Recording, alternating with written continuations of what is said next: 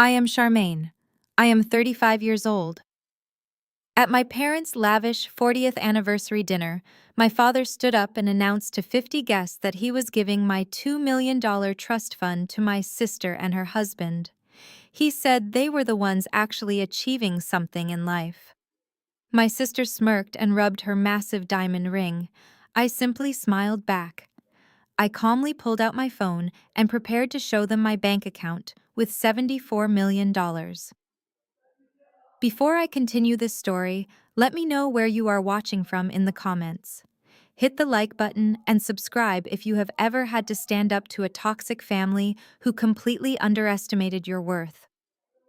Growing up in our sprawling home meant privilege to outsiders, but inside those walls, emotional coldness permeated every single corner. My childhood was a fortress of heavy expectations I could never quite meet. As a successful venture capitalist and software developer, I eventually escaped their toxicity, but I maintained occasional contact. That was my biggest mistake. Last Sunday, they invited me to their upscale anniversary banquet at the most exclusive country club in all of Atlanta today. The country club ballroom was decorated with white roses and expensive crystal chandeliers. Soft jazz music played in the background, while waiters in crisp uniforms poured expensive champagne into tall glasses. I sat at the main table wearing a simple black suit. I did not wear flashy jewelry or demand attention. My mother Elaine sat across from me wearing a gown that cost more than a car.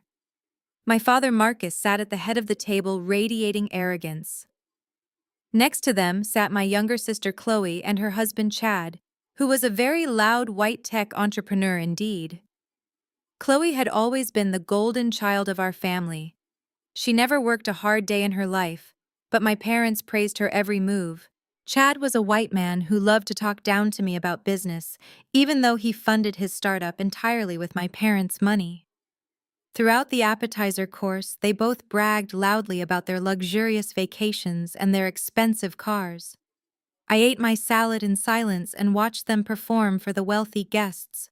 I knew my parents only invited me to this dinner so they could use me as a prop tonight. As the main course was cleared away, my father Marcus stood up and tapped his spoon against his crystal champagne glass. The sharp ringing sound echoed through the massive ballroom. All 50 guests stopped talking and turned their attention to the head table. My father smiled warmly at the crowd and adjusted his expensive silk tie. I watched him prepare to deliver his speech. I expected the usual bragging about his real estate investments and his long marriage to my mother. Instead, he looked directly at me with a cold and calculating expression that made my stomach drop down instantly. "Thank you all for joining us tonight," my father began loudly. "40 years of marriage is a beautiful milestone, but our greatest joy is securing the future of our family legacy." He paused for dramatic effect and placed his hand proudly on my sister Chloe. "As you all know, we established a $2 million trust fund for our eldest daughter Charmaine many years ago." Hearing my name spoken to the crowd caught me completely off guard. I kept my face perfectly still, but I could feel the eyes of 50 wealthy socialites shifting to look at me right now. My father cleared his throat and continued in a booming voice. "However, we have recently made a difficult but necessary family decision. We are officially transferring the entire $2 million trust fund away from Charmaine and over to Chloe and Chad." The room suddenly went completely dead silent. You could hear a pin drop on the marble floor. My father did not stop there. He looked at me with deep disgust and delivered the final blow. "We are giving the money to them because they are the ones actually achieving something meaningful with their lives," he stated very proudly. The humiliation washed over me in waves. He was stripping me of my rights in front of the most powerful people in Atlanta. Context became clear through the awkward actions of the guests around us. People began whispering behind their hands. Several older women cast deep, pitying glances in my direction. A few men shifted uncomfortably in their chairs and looked down at their plates. My own father had just publicly declared me a failure and a disappointment to the entire community. I felt a sharp sting of betrayal, but I refused to let them see me break down today. My mother Elaine leaned forward and smiled a very sweet but venomous smile. You know, Charmaine, you are incredibly lucky. We even include you in these family gatherings, she said loud enough for the closest tables to hear. Pity goes a very long way, dear. She reached over and patted my hand, as if she was comforting a pathetic child. You are 35 years old and living completely alone. You do not need that kind of money. Chad is building a technology empire, and your sister needs the financial support to maintain her proper image in high society forever. I slowly pulled my hand away from my mother. I did not scream or throw a childish tantrum. I simply reached into my designer bag and grasped my phone. I knew the truth about their precious trust fund, and I knew the truth about Chad and his failing business. I watched my sister Chloe sit up completely straight in her chair. She looked at me with pure triumph shining in her eyes. She smirked wickedly and began slowly rubbing her massive diamond ring, preparing to speak her mind and deliver her own insulting speech to the dead silent room tonight. Chloe cleared her throat softly, and the entire room leaned in to hear her words. She looked at me with a mixture of fake sympathy and undeniable arrogance. Charmaine, you have to understand that this is nothing personal. She began, her voice dripping with artificial sweetness. Chad and I are building a legacy. We are out there in the trenches every single day creating real value in the business world. You have always been so comfortable just floating along in your own little bubble. Daddy is right. The money needs to go where it will actually grow and serve the family name. She patted Chad's arm affectionately, and he puffed out his chest like a proud peacock. I sat there perfectly still, letting her words hang in the air. The sheer audacity of her statement was almost comical. Chloe had never held a real job in her life. Her version of being in the trenches was arguing with personal shoppers and spending hours at high-end spas. But to my parents, she was the absolute epitome of success, simply because she married a man who used big tech buzzwords. My mother Elaine took a delicate sip of her champagne and set her glass down with a soft clink. She looked at me as if I was a stain on the pristine white tablecloth. Be reasonable, Charmaine, she said, her tone sharp and dismissive. You are 35 years old and living completely alone in that minimal apartment of yours. You have no husband and no children to provide for. What do you even need that kind of money for anyway? Your sister has appearances to keep up.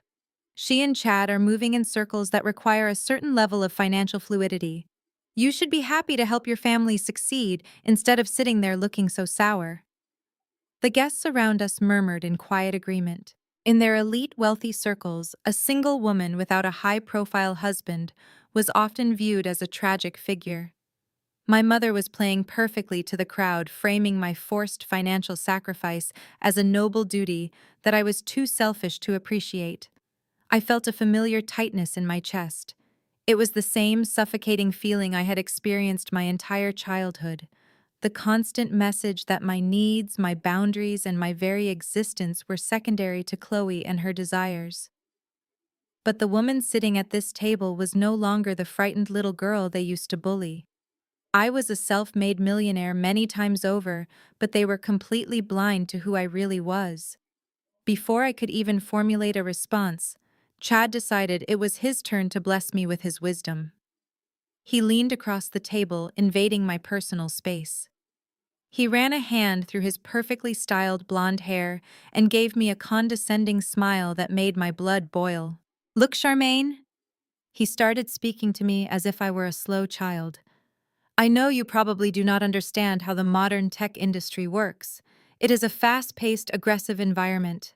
My tech startup is at a crucial scaling phase right now. We are developing revolutionary artificial intelligence systems, and to be brutally honest with you, that requires serious working capital. Angel investors and venture capitalists want to see strong family backing. It proves we have skin in the game. He chuckled softly, looking around the table to gather nods of approval from my father and his wealthy friends. You keeping a $2 million trust fund locked away in a conservative portfolio is just bad economics, Charmaine. Money needs to move. It needs to disrupt the market. You are a smart girl in your own way, but you are not a business player. Tell you what, he continued, spreading his hands in a gesture of fake generosity. Be a good sport about all of this. Sign the transfer papers without making a big dramatic scene, and I will personally make sure you are taken care of. I can get you an admin job at my company. We always need organized people to manage the front desk and schedule meetings. It would be good for you to get out of your apartment and see how real businesses are run. The sheer arrogance of his offer echoed in my ears. This mediocre white man, who had never successfully launched a single profitable product in his life, was offering me an entry-level receptionist job in exchange for $2 million of my own money. He was sitting there mansplaining business and economics to a woman who routinely managed portfolios worth hundreds of millions of dollars. He thought he was doing me a massive favor.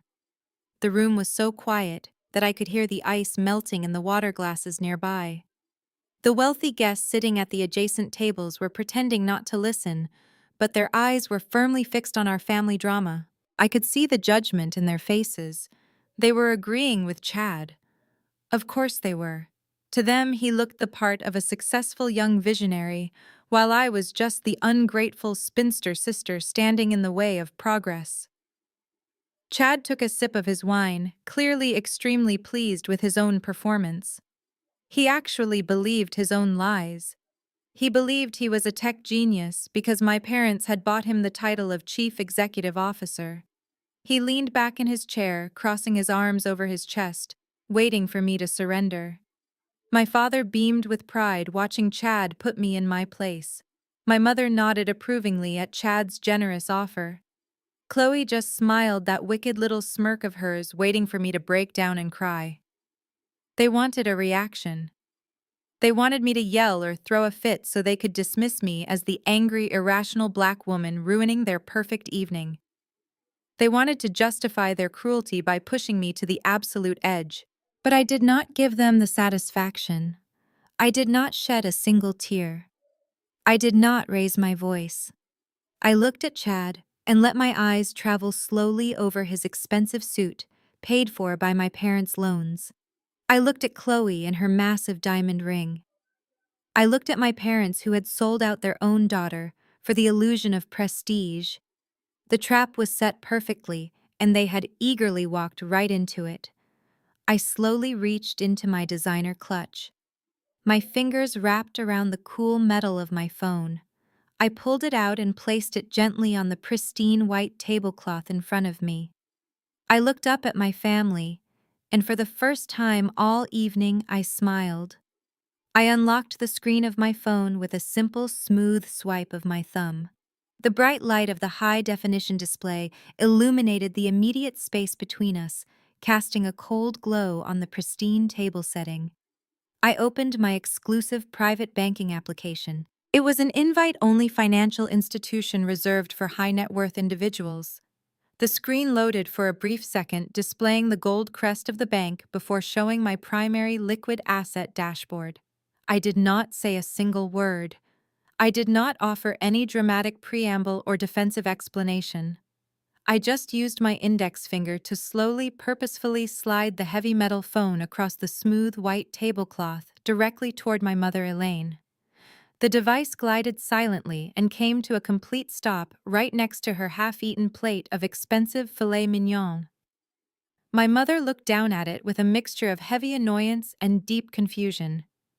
She probably expected to see a desperate text message begging for forgiveness, or perhaps a sad little traditional checking account showing a few $1,000s just to prove her point about my pathetic, lonely life.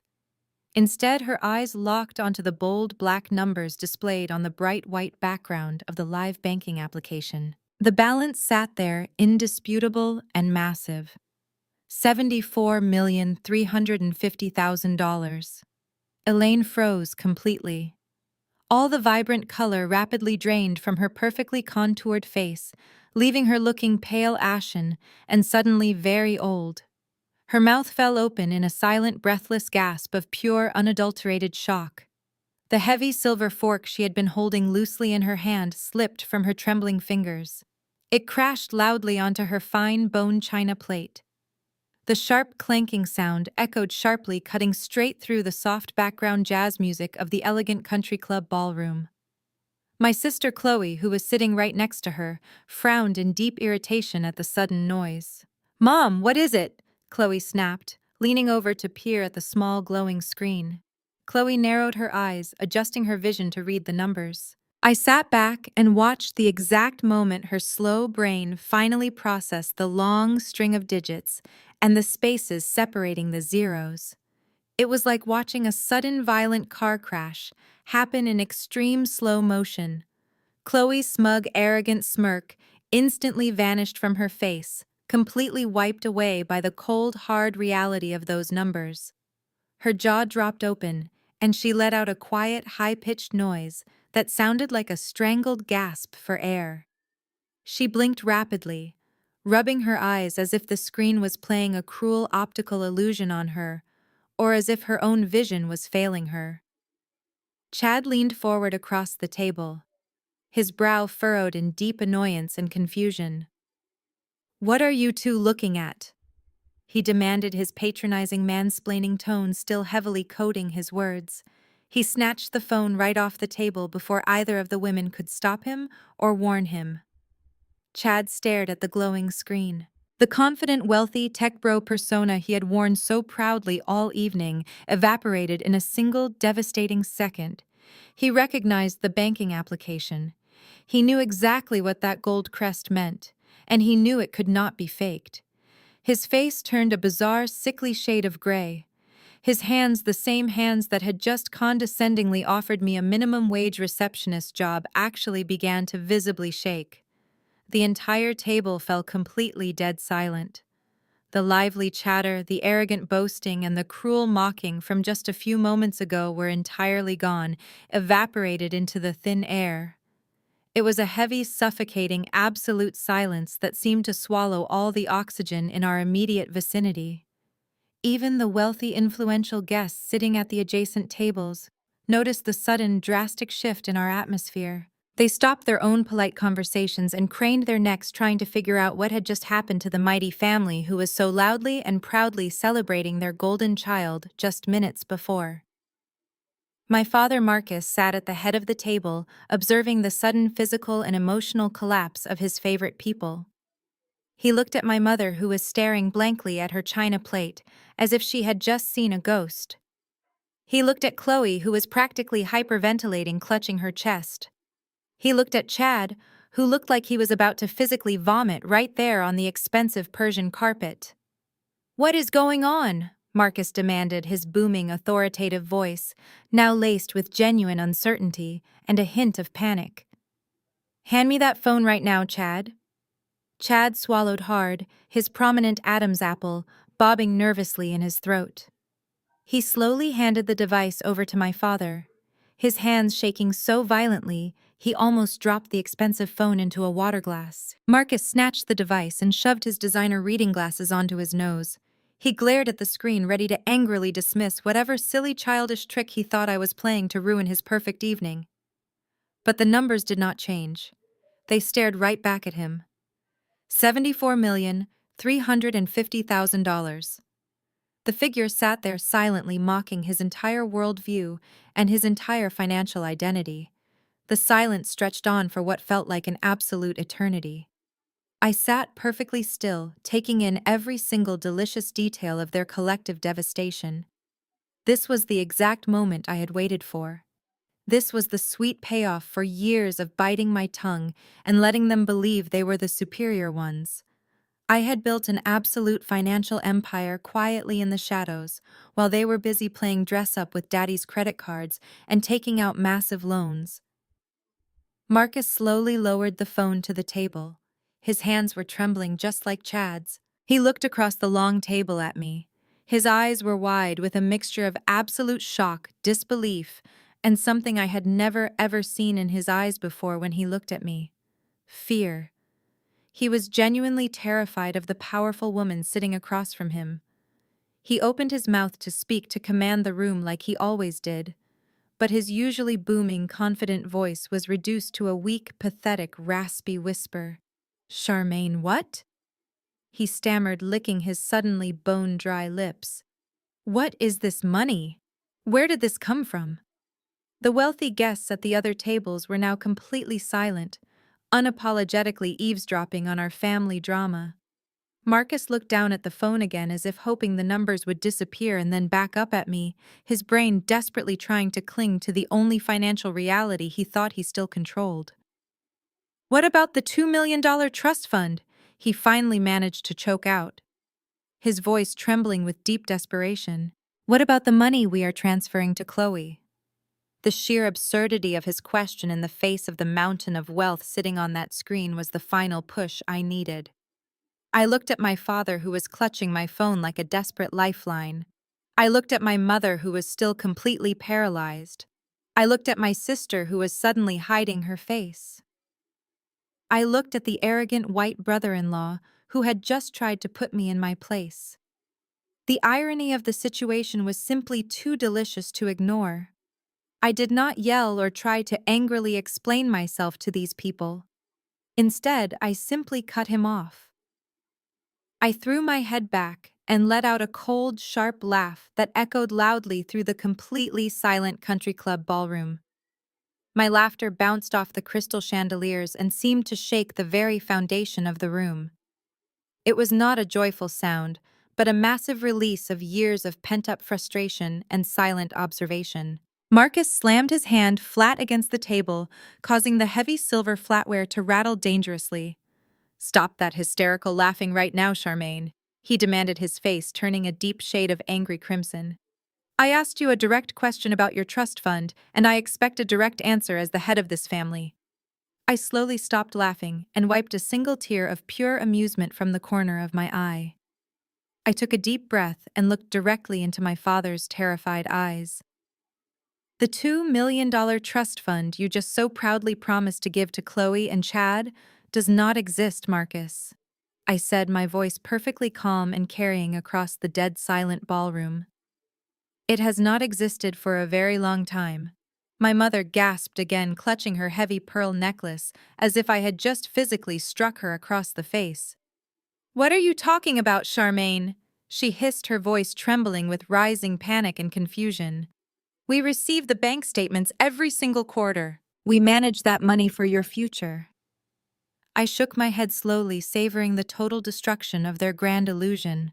"You receive automated statements for an account that holds exactly $0.00." I corrected her, keeping my tone completely level. "Did you ever actually read the fine print of Grandma Dorothy's legal stipulations when she set up that trust for me all those years ago?" Marcus and Elaine exchanged a quick, panicked look. Grandma Dorothy was the only person in this family who ever truly saw my potential. I continued, leaning forward slightly to make sure they heard every single syllable. "She knew that if she left the money under your control, you would use it to manipulate me forever. She knew you would eventually try to take it away and give it to your precious golden child, Chloe, just like you tried to do tonight. So Grandma added a very specific legal clause to those ironclad documents. The clause stated that I was legally allowed to cash out the entire $2 million on my 22nd birthday without your permission or your knowledge, as long as the funds were used entirely to establish a new corporate business venture." The realization hit my father like a physical blow to the chest. He fell back into his chair, his mouth opening and closing as he tried to find the right words. "Yes, Dad," I smiled coldly. 13 years ago, on the exact morning of my 22nd birthday, I walked into the downtown branch of our private bank with my lawyer and a bulletproof business plan. I legally withdrew every single penny of that $2 million, and I used it to found my first software development firm and venture capital fund. The money you just tried to graciously gift to your unemployed daughter and her failing husband has been gone for over a decade. I turned it into the $74 million you are currently staring at on that phone screen." The silence in the room shifted from shock to absolute second-hand embarrassment. The wealthy guests sitting around us began murmuring loudly. My parents' friends, the people they spent their entire lives trying to impress, were now actively whispering about their profound stupidity. But I was not finished completely dismantling their fake empire just yet. I looked at my mother, who was visibly shaking. What I find truly fascinating, Elaine, is the fact that you and Marcus have spent the last 13 years pretending to manage a completely empty shell of a trust fund, I said, raising my voice just enough so the neighboring tables could clearly hear every single word. You have been using the ghost of my money as a convenient tax haven to write off your own personal luxury expenses. You used it to artificially inflate your net worth on paper so you could maintain your elite status at this very country club. You thought you had me completely trapped under your thumb, but you have been fiercely guarding an empty box while I built a massive financial empire right under your noses. The public humiliation was absolute and devastating. Marcus looked around the room and saw his wealthy peers staring at him with undisguised disgust and deep pity. He had stood up to proudly strip his unloved daughter of her financial security, only to be exposed as a clueless fraud who did not even know his own bank balances. He had tried to play the role of the generous, wealthy patriarch, giving a massive financial gift to his golden child, but instead he handed her nothing but thin air and brutal public humiliation.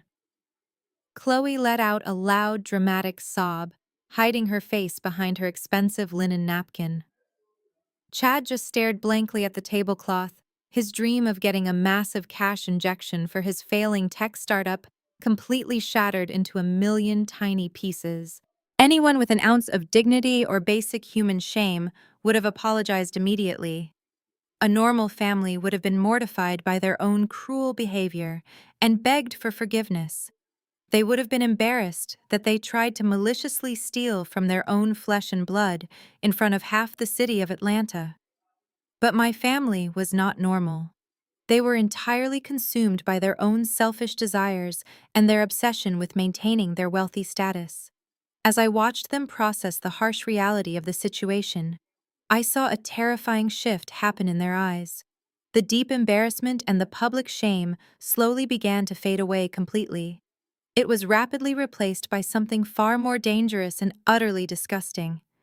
The sheer massive scale of my wealth had finally fully registered in their greedy minds. $74 million was not just rich, it was generationally wealthy. It was the kind of money that could buy them anything they ever wanted and fix every single financial mistake they had ever made. My mother suddenly stopped shaking. She lowered her trembling hands from her pearl necklace and sat up completely straight. Her eyes locked directly onto my phone, which was still sitting on the pristine table displaying the massive number. My father Marcus also stopped looking around at the judging crowd. He slowly turned his gaze back to me, and the fear in his eyes was instantly swallowed by a burning, overwhelming hunger. Instead of feeling ashamed for trying to steal a $2 million trust fund from their own daughter, their extreme greed flared up even more intensely than before. They did not care that I had just humiliated them publicly because they suddenly realized they had a daughter who was worth almost $100 million, and they were already aggressively calculating exactly how they were going to get their hands on my money. The silence at the table did not last long at all. Marcus was a man who never ever accepted defeat, and he quickly found a way to twist this massive financial revelation to serve his own massive ego. He slammed his heavy hand down flat against the table for a second time, making the crystal champagne glasses jump and rattle. His face contorted into a mask of pure, righteous anger and false indignation. "How dare you keep this from us, Charmaine?" He hissed, his voice low and threatening. "You sat there in silence for years, hiding tens of millions of dollars while your own family faced severe financial pressures. You watched your sister struggle to make ends meet. You watched her take out massive bank loans to support her lifestyle and her husband, and you did absolutely nothing to help her when you had the power to fix everything." The sheer audacity of his statement was truly breathtaking. Chloe had never struggled a single day in her 32 years of life. Her version of intense financial pressure was having to wait a week for a custom designer handbag to be shipped from Paris. Yet my father was actively painting me as the ultimate villain for not funding her extravagant, useless existence. Elaine immediately jumped right in, right on cue to support her husband's delusional narrative. She leaned across the table, her eyes wide and pleading, but her voice was laced with heavy toxic manipulation. "We gave you everything, Charmaine," she said, placing her manicured hand over her heart, in a theatrical display of maternal pain. "We raised you in a beautiful, massive home in a safe neighborhood. We sent you to the very best private schools in Connecticut. We gave you the educational foundation to build this incredible wealth, and this is exactly how you repay us. By hoarding your massive success like a selfish, greedy dragon. Family supports family, Charmaine. When one of us succeeds, we all succeed. You have a deep moral obligation to share this newfound wealth with the people who gave you life and put food on your table." I sat there listening to their twisted logic washing over me in waves. They were completely ignoring the indisputable fact that they had literally just tried to steal my $2 million trust fund only 10 minutes ago. They were actively ignoring the fact that they had publicly humiliated me in front of 50 wealthy, influential guests. Now that they knew I was sitting on a mountain of liquid cash, suddenly I was not a lonely, pathetic spinster anymore. Suddenly I was their beloved, cherished daughter, who owed them everything she had ever built. Marcus leaned closer, his eyes darting around the elegant room to make sure no one else at the adjacent tables was listening before he issued his ultimate demand. "You are going to make this right, Charmaine," he ordered, his tone leaving absolutely no room for negotiation or debate. "You are going to wire $10 million into Chad's business account first thing tomorrow morning. It is the absolute least you can do after deceiving us and hiding your true nature for over a decade. Consider it an apology to your sister for your selfish behavior all these years." I almost laughed out loud again. The sheer, breathtaking entitlement of these people was staggering. They were blatantly trying to extort $10 million from me and framing it as a necessary family apology. Chad, who had been sitting in terrified, frozen silence ever since he saw the bank balance on my phone, suddenly found his misplaced courage again. The mere mention of a $10 million cash injection brought his arrogant tech bro persona right back to the surface. He puffed out his chest and smugly adjusted his expensive silk tie. He gave me that exact same condescending smile from earlier, as if he was doing me a massive favor by generously agreeing to take my money. "Look at it as a prime investment opportunity," Charmaine Chad said, his voice dripping with slick corporate confidence and buzzwords. "You are basically coming in as a high-level angel investor in a critical pre-initial public offering stage. 10 million is a lot of money to you. Sure, but in the grand scheme of the Silicon Valley tech world, it is just basic seed capital. My artificial intelligence startup is currently being valued at $50 million by top-tier financial analysts. You are getting in on the ground floor of a technological revolution that is going to completely disrupt the current market. Getting a piece of my company is a rare privilege, and honestly, with my superior guidance, your investment will easily double in less than a year." I watched him spin his intricate web of lies with absolute practiced ease. He had used this exact same manipulative pitch to drain my parents' retirement savings and convince them to take out massive high-interest loans against their home. He was a master manipulator who used complex tech jargon to confuse older wealthy people into blindly handing over their cash without asking any real questions. Chloe nodded eagerly next to him, her eyes shining with renewed intense greed. "And obviously, you will need to pay off my personal credit cards, Charmaine," she added casually, as if she were asking me to pass the salt across the table. I mean, $74 million is just ridiculous for one single person to have sitting in a bank. You do not even like shopping or going on luxury vacations. I need a new massive house in Buckhead to host my social media influencer events. And since you are practically a billionaire now, it is only fair that you buy it from me out of pocket. That is what good, loving sisters do, Charmaine. They take care of each other unconditionally. I looked at the four of them sitting there expecting me to just bow my head and open my checkbook. My father, the demanding, controlling patriarch. My mother, the guilt-tripping emotional manipulator. My sister, the utterly entitled golden child. And my brother-in-law, the arrogant, useless fraud. They had seamlessly formed a unified front of pure, unadulterated extortion. They truly believed in their hearts that they could bully and shame me into handing over the fortune I had meticulously built with my own bare hands and sleepless nights. They thought the old toxic family dynamics still applied to the woman sitting before them today.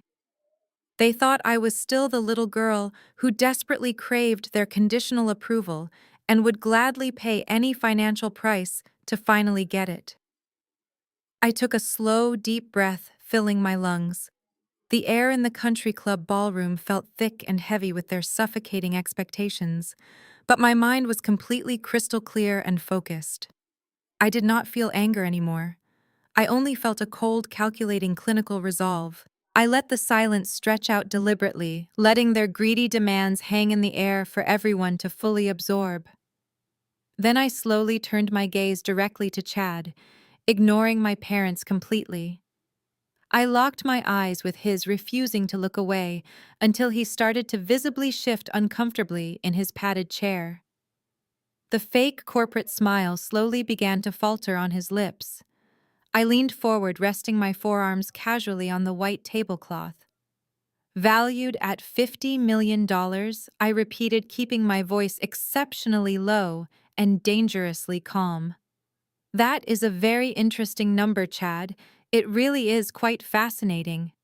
I tilted my head slightly, watching a bead of nervous sweat form on his forehead. I wonder who exactly came up with that incredible tech valuation. Have you actually told my parents what your revolutionary artificial intelligence system actually does on a daily basis, Chad? I paused, letting the heavy tension wrap tightly around his throat like a noose. Or should I tell them exactly what they bought for $2 million? Marcus frowned deeply, his bushy gray eyebrows knitting together in heavy confusion. What exactly are you talking about, Charmaine? He demanded, his voice losing a bit of its previous aggressive edge. Chad explained his entire business model to us very clearly before we gave him the money. He is building a proprietary machine learning algorithm that will revolutionize data processing. I turned my gaze away from Chad and looked directly into my father's eyes. No, Dad. He really is? Not, I said calmly, letting a small patronizing smile touch my lips. You see, for the past 13 years, you and Mother assumed I was just a lowly software developer typing code in some dark, lonely room. You never bothered to actually ask about my career or my daily life, because you never truly cared.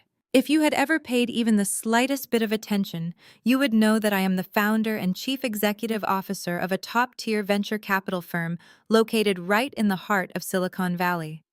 My firm actively manages over $3 billion in assets. We specialize entirely in deep tech and artificial intelligence investments. I literally evaluate software companies exactly like Chad's every single morning before I even finish my first cup of coffee. The entire table went completely still once again. Elaine blinked rapidly, her mouth opening and closing like a fish out of water, as she tried to process this massive new reality. You evaluate tech companies? She repeated weakly, her mind struggling to reconcile the independent billionaire sitting in front of her with the daughter she loved to openly despise. Yes, Mother. I evaluate them, and I personally reject the fraudulent ones. I replied smoothly, my voice carrying a quiet, lethal authority. Which brings us back to Chad's incredible $50 million business valuation. I looked back at Chad, who was now visibly sweating profusely. A dark, wet patch was rapidly forming on the collar of his expensive, custom-tailored dress shirt. Let us strip away all the fancy buzzwords and explain in very simple terms what your beloved son-in-law actually built with your $2 million retirement investment. Chad does not have a proprietary machine learning algorithm. I continued, holding up one finger. He does not have a team of brilliant software engineers. His entire software product is nothing more than a cheap API wrapper built directly on top of ChatGPT. Marcus looked utterly bewildered. What wrapper?" he asked, glancing nervously between me and Chad. It means he took an existing artificial intelligence program that another massive tech company spent billions of dollars to build, and he simply slapped a new logo and a different color scheme on it, I explained, speaking very slowly and clearly so my parents could fully grasp the magnitude of the financial scam. Imagine buying a cheap fast food burger, wrapping it in a piece of gold foil, and charging people $1,000 for a fine dining experience. That is exactly what Chad is doing. He is charging his confused clients for a basic service they could easily access themselves for $20 a month. There is absolutely no core technology in his business. There is no intellectual property whatsoever.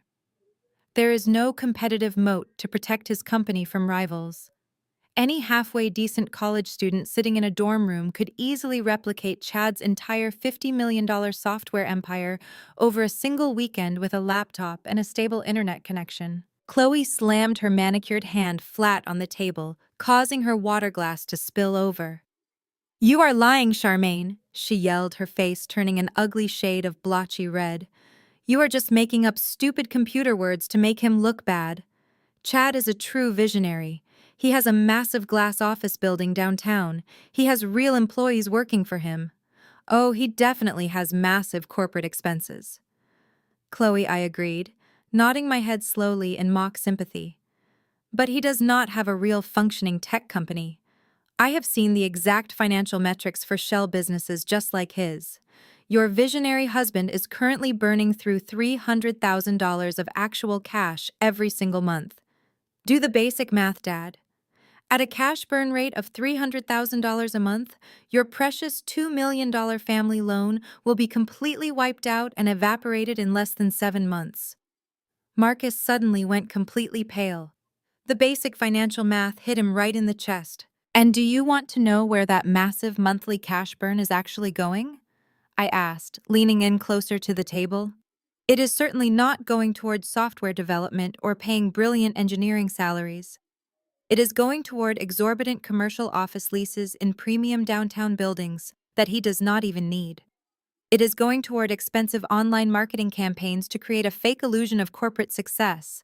And most importantly, it is going right into his own personal bank accounts as a heavily inflated executive salary." I leaned back in my chair, casually observing the sheer absolute panic radiating off of Chad. "You are a complete fraud, Chad," I stated, matter-of-factly stripping away his entire identity with a few simple sentences. "You intentionally used complicated Silicon Valley buzzwords to blind my parents because you knew they did not have the basic technical literacy to actually question your business model. You actively convinced them to leverage their retirement savings and their family home to fund a glorified marketing shell company. That $50 million valuation is completely fabricated out of thin air. No legitimate venture capital firm in the entire country would ever give you a single dime of real funding. That is exactly why you had to beg your wife's gullible parents for seed capital." The heavy truth hung in the air, undeniable and absolutely devastating. Marcus stared at Chad desperately, waiting for a confident, intelligent rebuttal. He was waiting for the brilliant white tech entrepreneur to put his arrogant daughter in her place with complicated business facts and financial spreadsheets. But Chad had absolutely nothing to say. His fake corporate confidence was completely shattered into a million unfixable pieces. His face turned a bright, aggressive beet red, and the thick veins in his neck bulged dangerously against his tight shirt collar. "You do not know what you are talking about," Chad suddenly yelled, his voice cracking defensively as it echoed across the quiet country club ballroom. He pointed a violently shaking finger at me from across the table. "You are completely out of your depth, Charmaine. The tech industry is all about moving fast and breaking things. It is about aggressive user acquisition and rapid market penetration. You are just trying to sabotage my massive success because you are a bitter, lonely woman. My business model is highly sophisticated and incredibly complex. He continued to shout loudly, stringing together completely meaningless tech phrases in a desperate, pathetic attempt to drown out my factual accusations. He sounded exactly like a terrified, cornered animal, making as much noise as humanly possible to hide his extreme vulnerability. My parents watched his frantic emotional outburst with growing absolute horror. The cool, calm, collected visionary they had blindly worshipped all evening was completely unraveling right in front of their eyes. He was sweating profusely, and his raised voice bordered on the edge of a total hysterical breakdown. I did not raise my voice to match his frantic yelling. I did not need to defend myself. True absolute power does not ever need to shout to be heard. I simply reached into my expensive designer clutch for the second time tonight. I let him yell and stammer and throw his pathetic public tantrum for all the wealthy guests to see. Then, with slow, deliberate movements, I casually withdrew a thick, heavy stack of folded legal documents. I flattened them out smoothly with the palm of my hand and tossed the stack of papers casually onto the center of the table, right next to his half-empty wineglass. The heavy thud of the thick stack of papers hitting the table effectively silenced Chad's hysterical screaming. He stared at the documents as if they were a live explosive device waiting to detonate. My father leaned forward, squinting at the bold black letters printed on the top page. "What are these?" Charmaine Marcus asked. His voice barely a whisper now, all his previous arrogance completely drained away. "These are the meticulously detailed financial realities of your golden child and her visionary husband," I explained, keeping my voice perfectly level and devoid of any sympathy. "You see, when you run a multi-billion-dollar venture capital firm, you have access to the absolute best forensic accountants in the country. I had them run a comprehensive financial background check on Chad's highly suspicious business operations." I reached over and flipped open the first page of the massive stack. "These are not corporate expense reports." I continued, looking directly at my sister Chloe, who was suddenly looking very small in her expensive chair. "These are highly itemized personal credit card statements and bank transfer logs." Chloe's eyes widened in absolute terror as she recognized the logo of her personal platinum credit card printed clearly on the pages. "You have no right to look at my personal mail!" she shrieked, her voice pitching up into a frantic squeal. "You are invading my privacy, Charmaine." Privacy is a luxury reserved for people who do not steal from their elderly parents. "Chloe," I replied coldly, sliding the first page across the smooth tablecloth so my father could see it clearly. "Let us take a very close look at exactly how Chad spent the $2 million loan you took out against your retirement home to save his failing tech company." I pointed to a massive highlighted transaction on the second page. 2 weeks after the bank wired the $2 million to Chad's corporate account, exactly $140,000 was magically transferred out to a luxury car dealership in Buckhead. Marcus gasped, his hand flying to his mouth. I looked up and smiled a dead empty smile at my sister. "I must say, Chloe, that custom matte black Porsche Cayenne you drove to the country club tonight is absolutely gorgeous. It is a real shame it was purchased with our parents' retirement money." Chloe opened her mouth to speak, but no sound came out. She just sat there completely paralyzed as her flawless, wealthy facade began to violently crumble in front of all her high society friends. "But the luxury car was just the beginning," I said, flipping to the next page of the damning report. "Over the last 6 months, there are 5 separate transactions at the Hermes boutique, totaling nearly $100,000. I suppose those 5 new Birkin bags were absolutely essential for user acquisition and rapid market penetration. Right, Chad?" I did not even bother to look at him as I continued reading the devastating list of their extreme financial gluttony. "But the most interesting part of this financial report is not Chloe's pathetic shopping addiction," I said, letting my eyes finally settle back on Chad. "The most fascinating part is where the rest of the $2 million actually went. It went straight into highly volatile offshore cryptocurrency exchanges," I revealed, delivering the final crushing blow. to Chad's fake empire. Your visionary tech genius took over $1 million of your hard-earned money and completely gambled it away on worthless internet coins, trying to quickly cover up his initial business losses. He lost every single penny of it, Marcus. The $2 million is completely gone. Chloe suddenly burst into loud, hysterical tears. "It is not true," she screamed, slamming her hands wildly against the table and knocking over a crystal water glass. "Charmaine is lying. She forged these documents because she hates me. Mom, tell them she is lying." Chloe turned to our mother, sobbing uncontrollably and begging for salvation. "Mommy, please do something. She is trying to ruin my perfect life."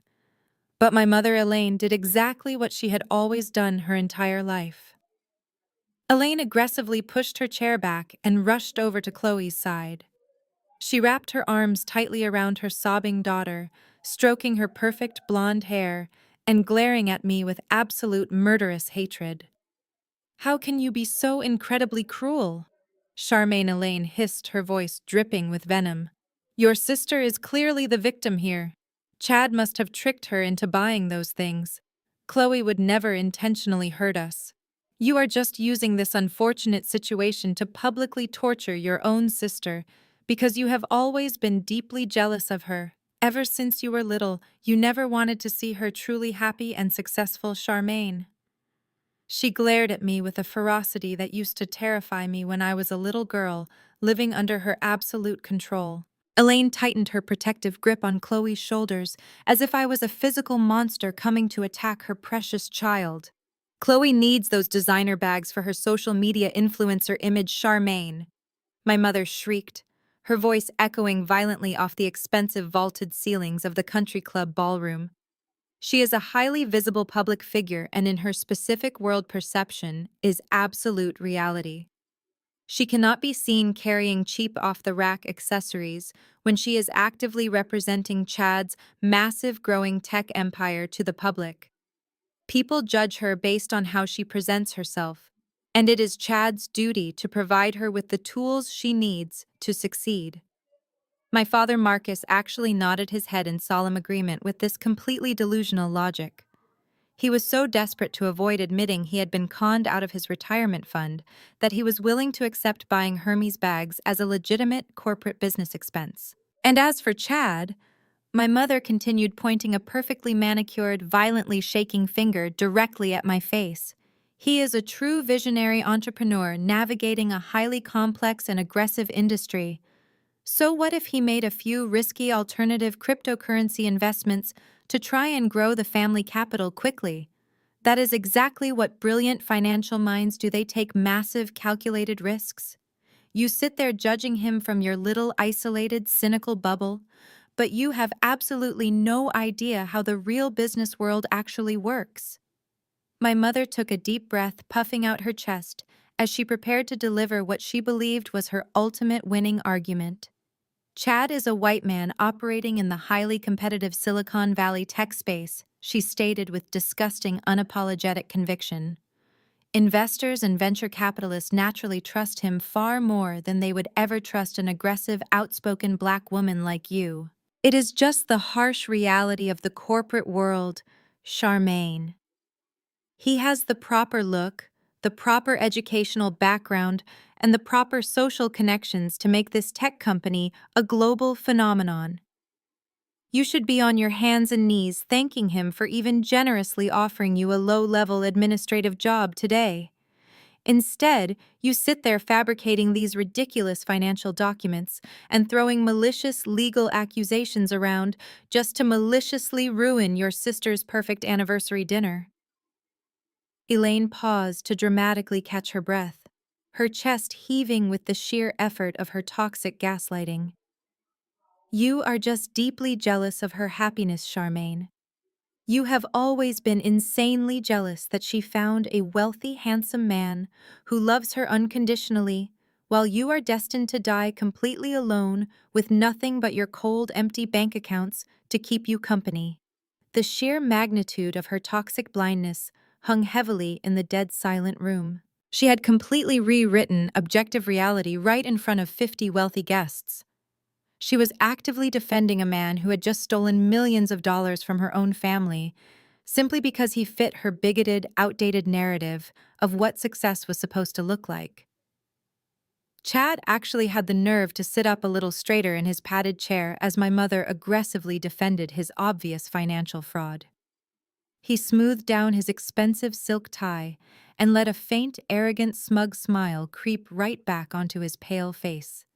He honestly believed that because my mother had loudly validated his white privilege, the hard forensic financial evidence sitting right there on the table would somehow just magically disappear into thin air. He thought the protective shield of my parents' delusional, unconditional approval could somehow save him from the severe legal consequences of his massive financial crimes. I sat there listening to my own biological mother eagerly tear me down to the ground just to build up a mediocre white con artist. Any lingering shred of familial obligation or daughterly love I might have still harbored deep down inside my heart completely evaporated into nothingness in that exact profound moment. The scared little girl inside me, who used to paint her childhood bedroom blue just to make her mother happy, finally died for good, and she was instantly replaced by the ruthless billionaire venture capitalist who regularly destroyed fraudulent startup companies before breakfast.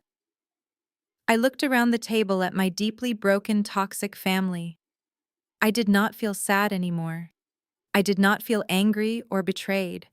I just felt an overwhelming sense of sheer absolute absurdity. The entire situation was so incredibly pathetic and utterly hilarious that I could not contain my genuine amusement for another single second. A low, quiet chuckle started deep down in my chest. It bubbled up through my throat, escaping my lips in a soft, rhythmic sound. And then suddenly, I threw my head back and burst into genuine, uncontrollable laughter. My laughter rang out clear and bright, cutting straight through my mother's hysterical, angry shrieking like a sharp, frozen blade.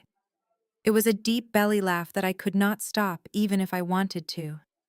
The sound was so completely unexpected and so entirely devoid of any fear or submission that Elaine instantly stopped talking mid-sentence. Chloe lowered her expensive linen napkin, looking at me with wide, terrified eyes, as if I had just completely lost my absolute mind.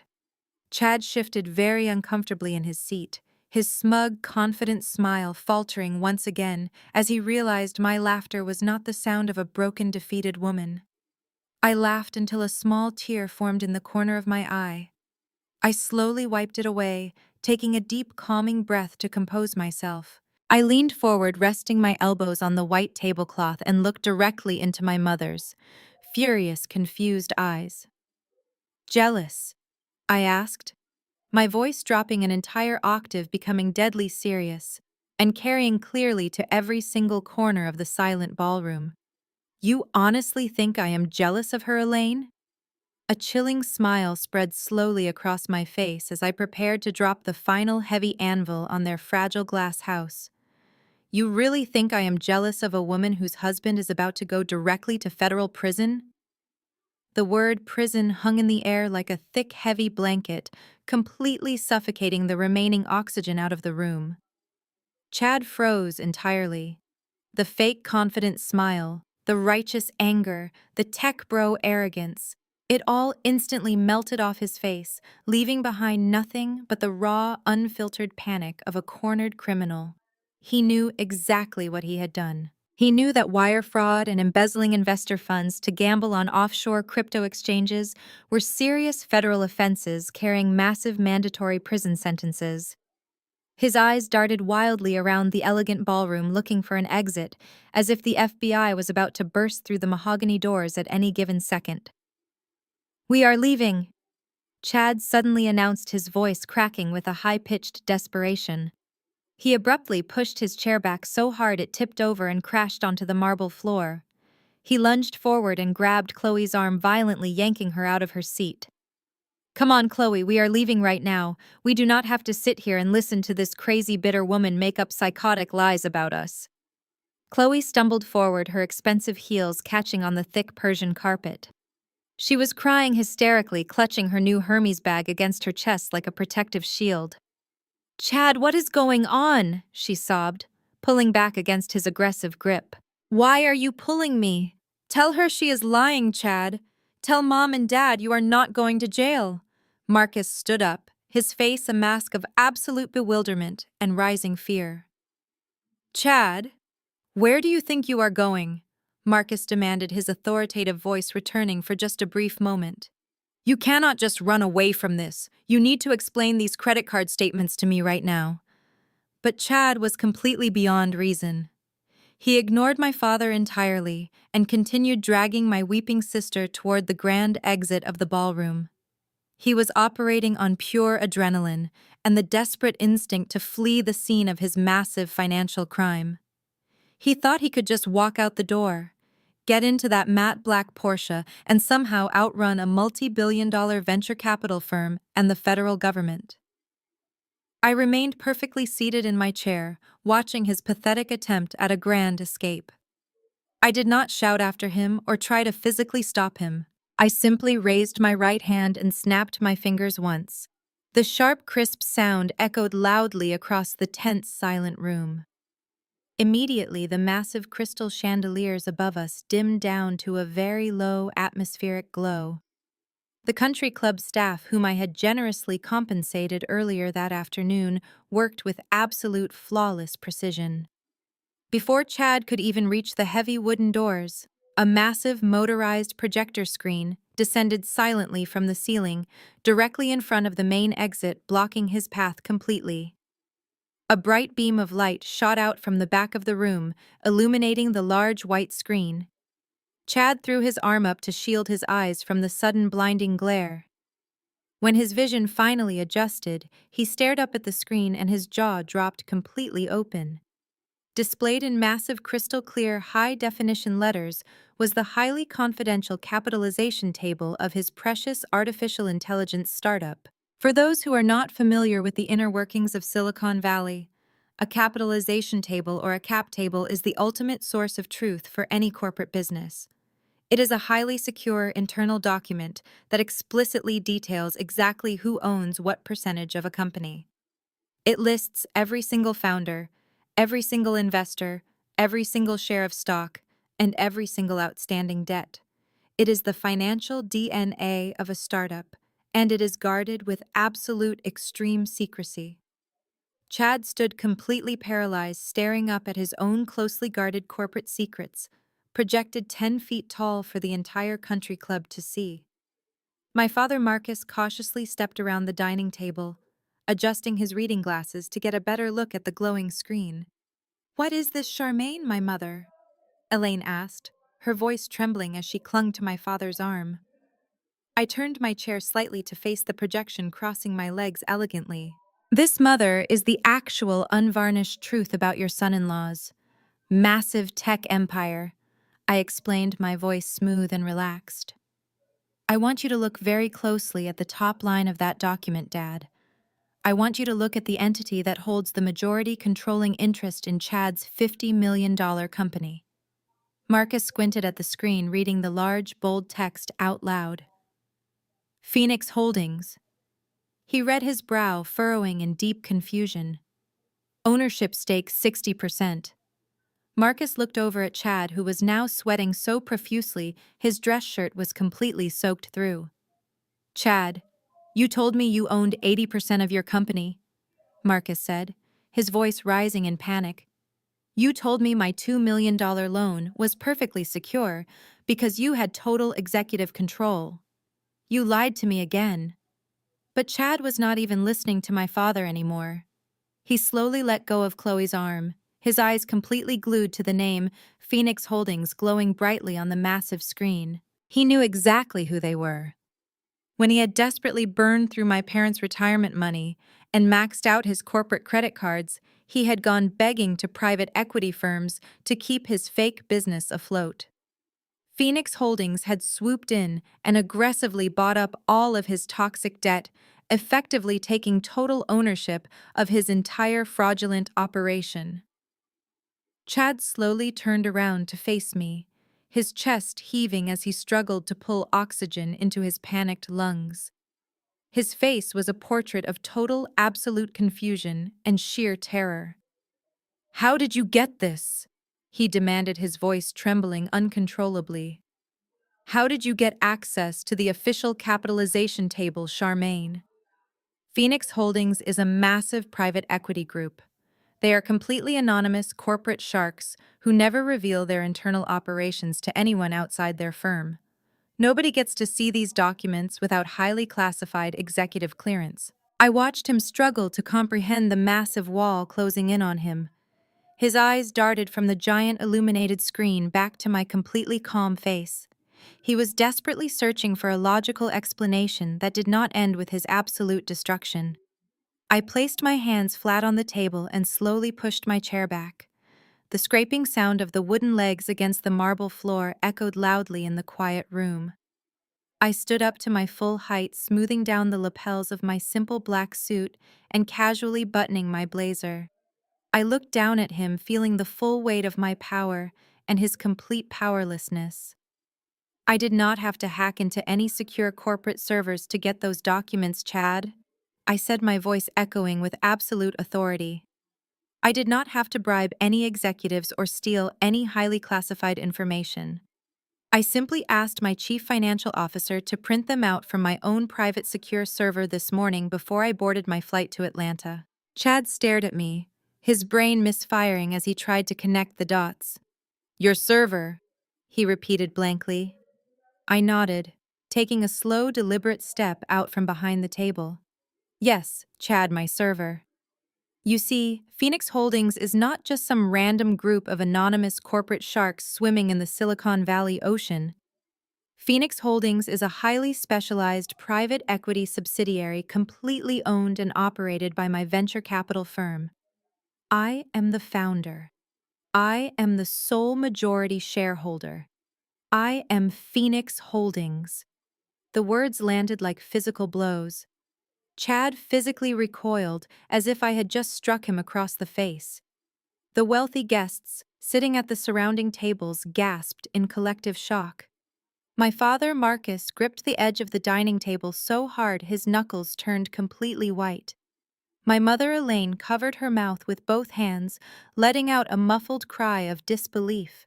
Chloe just stood there, trembling, her expensive designer bag slipping from her fingers and dropping onto the floor with a dull thud. I took another step closer to Chad, forcing him to look directly up at me. 6 months ago, I received an urgent internal memo from my acquisitions team. I explained, outlining the exact timeline of his massive failure. They flagged a struggling artificial intelligence startup that was rapidly burning through cash and desperately shopping around for emergency bailout funding. They told me the CEO was completely incompetent and the core technology was non-existent, but the company had accumulated a massive amount of high-interest debt that could be acquired for pennies on the dollar. When I saw the name of the company and the name of the CEO, I personally approved the aggressive hostile takeover. Chad was shaking his head back and forth in rapid panicked denial. "No," he whispered, his voice breaking. "No, that is impossible. They never told me who the parent company was.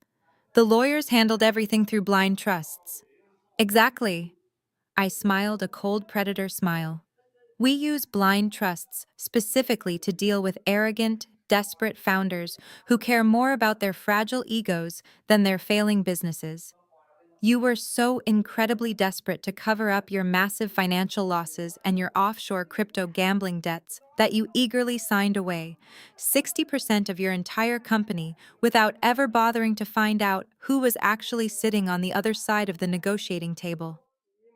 You sold your soul to the highest bidder just to keep up the fake illusion of being a successful tech entrepreneur for a few more pathetic months." I let the silence stretch out, allowing the sheer magnitude of his colossal mistake to fully sink into his panicked brain. I wanted him to remember every single arrogant word he had spoken to me tonight. I wanted him to replay the entire evening in his mind with this crushing new reality. "Congratulations, Chad," I said, my voice dripping with lethal sarcasm. You spent this entire anniversary dinner publicly insulting, mocking, and financially mansplaining to the exact woman who literally owns your entire professional existence. You sat there bragging about your fake $50 million valuation and actively tried to extort $10 million from your own boss. And my absolute favorite part of the evening was when you so generously offered to secure me a minimum wage entry-level admin job at the front desk of your failing company. I leaned down slightly, resting my hands on the back of his empty chair.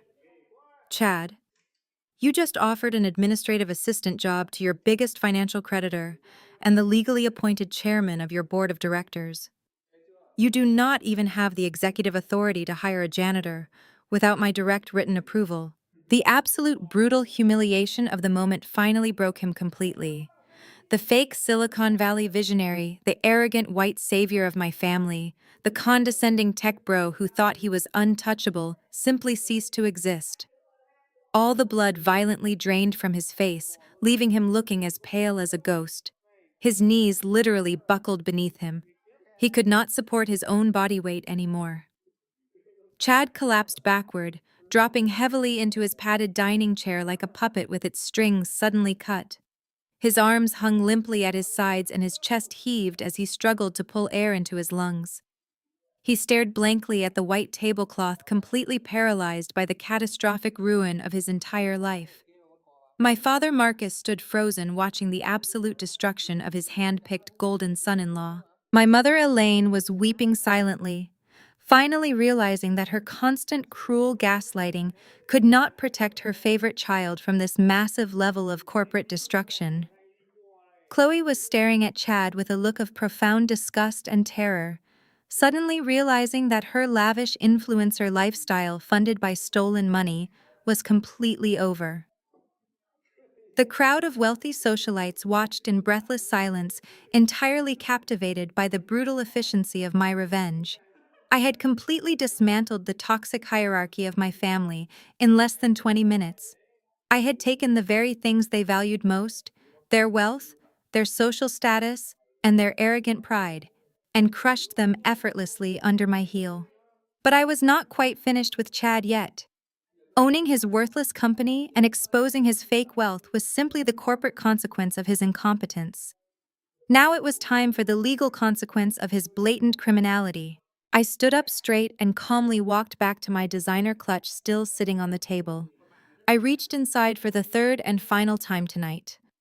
The room watched my every move, completely terrified of what I might pull out next. My fingers wrapped around a thick bound booklet. I slowly pulled it out and dropped the official forensic audit report right onto the center of the table. The heavy thud of the bound document sounded like a gavel striking a judge's block. I placed my hand flat on the cover and looked directly at Chad, who was now visibly trembling in his seat. This is the finalized forensic audit report conducted by an independent third-party accounting firm. I announced, my voice ringing out with absolute clinical precision. As the majority shareholder of your company, I had the legal right to initiate a full investigation into your highly suspicious financial activities. I opened the thick cover and turned to the executive summary page. I did not need to read the words because I already had them completely memorized, but I wanted them to see the official seal of the auditing firm. According to federal financial regulations, what you have done is not just a simple business mistake, Chad, I said, speaking slowly so the severity of the situation could fully penetrate his panicked mind. You intentionally transferred corporate funds across state lines to unregulated offshore cryptocurrency exchanges. You used electronic communications to systematically defraud your investors and lenders, including your own foolish parents. You moved money that did not belong to you into untraceable digital wallets, hoping you could hit a massive crypto jackpot and quietly put the initial capital back before anyone noticed. But you lost it all. In the United States federal court system, that is the exact textbook definition of wire fraud. Chad let out a weak, pathetic whimper. He tried to raise his hand to stop me, but his arm was shaking so violently he had to drop it back onto his lap. But that is not even the worst part of your legal nightmare, Chad, I continued mercilessly. Turning to the next page of the devastating report. As the chief executive officer of your company, you have a strict legal obligation to act in the best financial interest of your shareholders. By actively embezzling those investment funds to pay off your own personal gambling debts and to buy luxury vehicles for my sister, you have committed a massive breach of fiduciary duty. These are not minor civil infractions, Chad. These are federal felonies that carry mandatory minimum prison sentences of up to 20 years per count. The entire ballroom was so completely silent that you could hear the soft humming of the air conditioning vents overhead. The wealthy guests, who had been whispering and gossiping just moments before, were now completely frozen in place. They were witnessing the brutal live execution of a corporate fraudster, and they were absolutely terrified of the woman holding the axe. My mother Elaine let out a loud, dramatic wail and buried her face in her hands. She finally realized that no amount of toxic gaslighting or white privilege could possibly save her precious son-in-law from the crushing weight of the federal legal system. Chloe was just staring blankly at the wall, her mind completely short-circuiting, as she tried to process the fact that she was about to become the wife of a convicted federal inmate. The audit report has already been finalized and officially signed. I stated, closing the heavy booklet with a sharp snap that made everyone flinch. And as the controlling legal entity of Phoenix Holdings, my firm is legally obligated to report any discovered financial crimes directly to the authorities. The complete file, including all of your forged credit card statements and your illegal wire transfer logs, was submitted to the Securities and Exchange Commission and the Federal Bureau of Investigation yesterday afternoon. They do not take kindly to arrogant tech bros who treat corporate accounts like their own personal piggy banks. The agents are likely preparing the federal arrest warrants right at this very moment. Chad let out a loud, gut-wrenching sob and buried his face in his hands. His complete destruction was now official and irreversible. He was going to lose his fake company, his fake wealth, and his actual freedom. I looked at my father, Marcus, expecting him to finally accept the harsh truth and apologize for his profound arrogance. I expected him to finally see that I had actually saved the family from continuing to sink money into a massive criminal enterprise. But Marcus was not a rational man. His entire identity was built on his absolute control over his family and his flawless public image in the wealthy Atlanta community. I had not just destroyed Chad tonight. I had completely dismantled my father's entire pristine social facade in front of his most important friends and business associates. His eyes darted around the room, seeing the disgusted faces of his country club peers. The men he played golf with and the women who attended my mother's charity galas were all looking at him as if he was a disgusting criminal accomplice. The deep shame was too much for his narcissistic brain to handle. He needed a scapegoat to punish for exposing the rot inside his perfect house. Marcus let out a guttural roar of pure, unadulterated rage. His face turned a violent shade of purple, and the thick veins in his neck bulged as if they were about to burst. "You ruined everything!" he screamed, his voice echoing violently across the massive ballroom. "You arrogant, ungrateful little brat! You destroyed our family name in public!" Before anyone could even react, Marcus lunged blindly across the dining table. His hands swept across the white tablecloth, knocking over expensive crystal wine glasses and sending heavy silverware clattering loudly onto the floor. His eyes were completely wild with violent fury, and his large hand was pulled far back, ready to deliver a devastating slap right across my face. His hand sliced through the air with terrifying speed, aimed directly at my cheek. But before his palm could even make contact with my skin, a tall, broad-shouldered figure stepped smoothly out from the heavy shadows near the service entrance.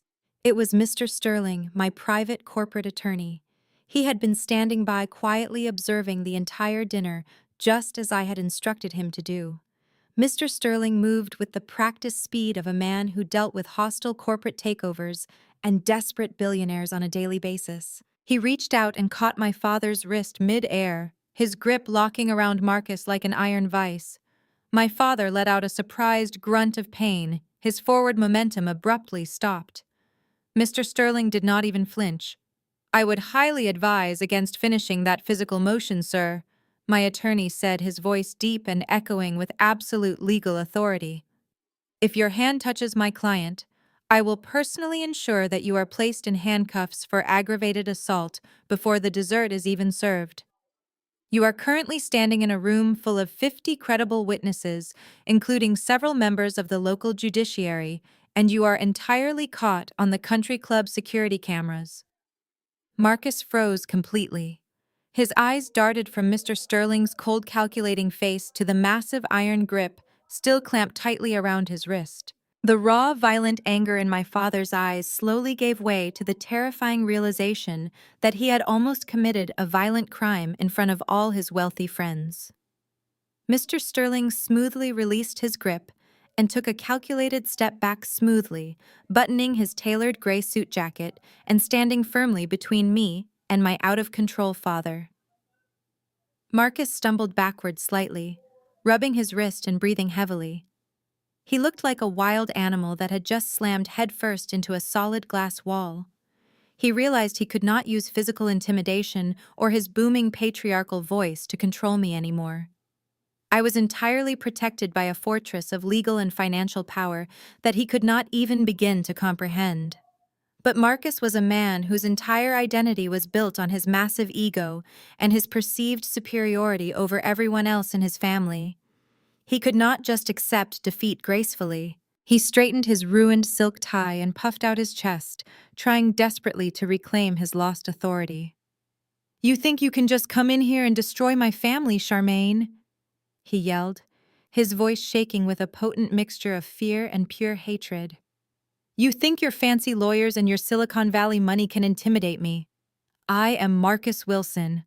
I built my own empire long before you even knew what a bank account was. I have powerful friends in this city. I have deep financial resources." My mother Elaine nodded vigorously behind him, her tear-streaked face twisting into an ugly sneer of defiance. "That is right, Marcus," she cried out, clinging to his arm. "Tell her we do not need her dirty money. We will protect Chad and Chloe ourselves."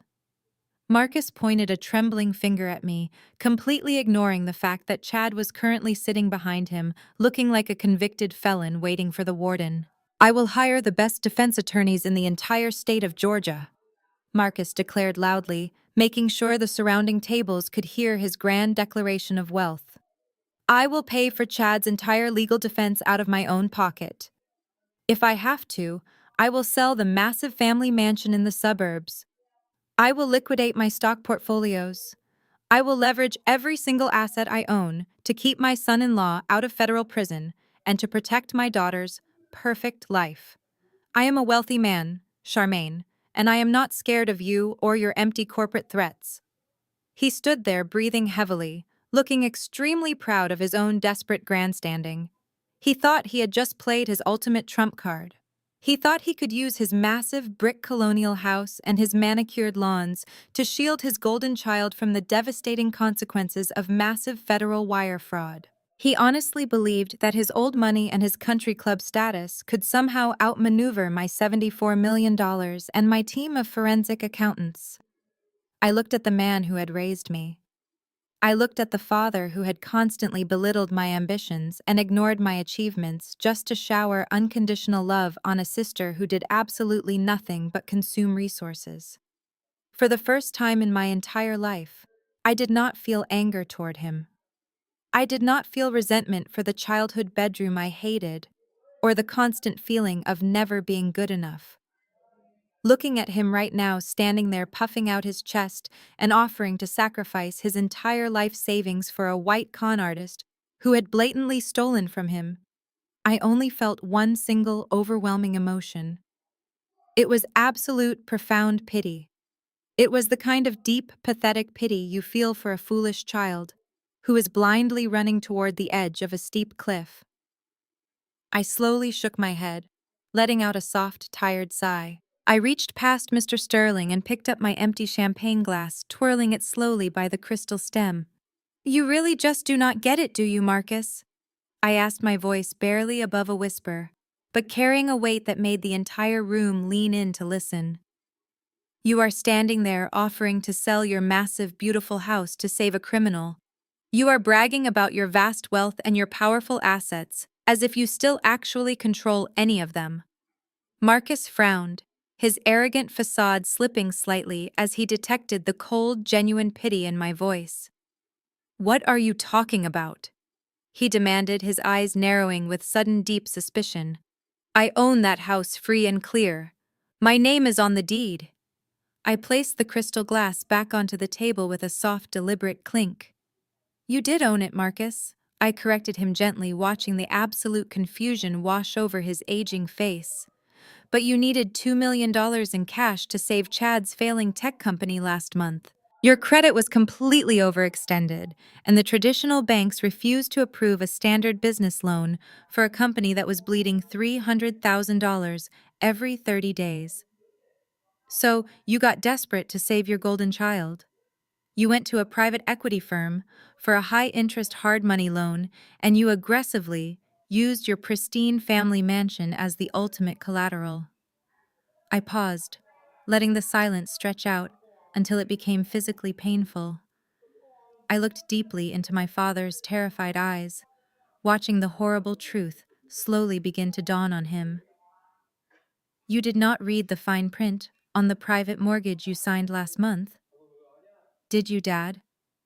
I asked, my voice dropping to a dead flat tone.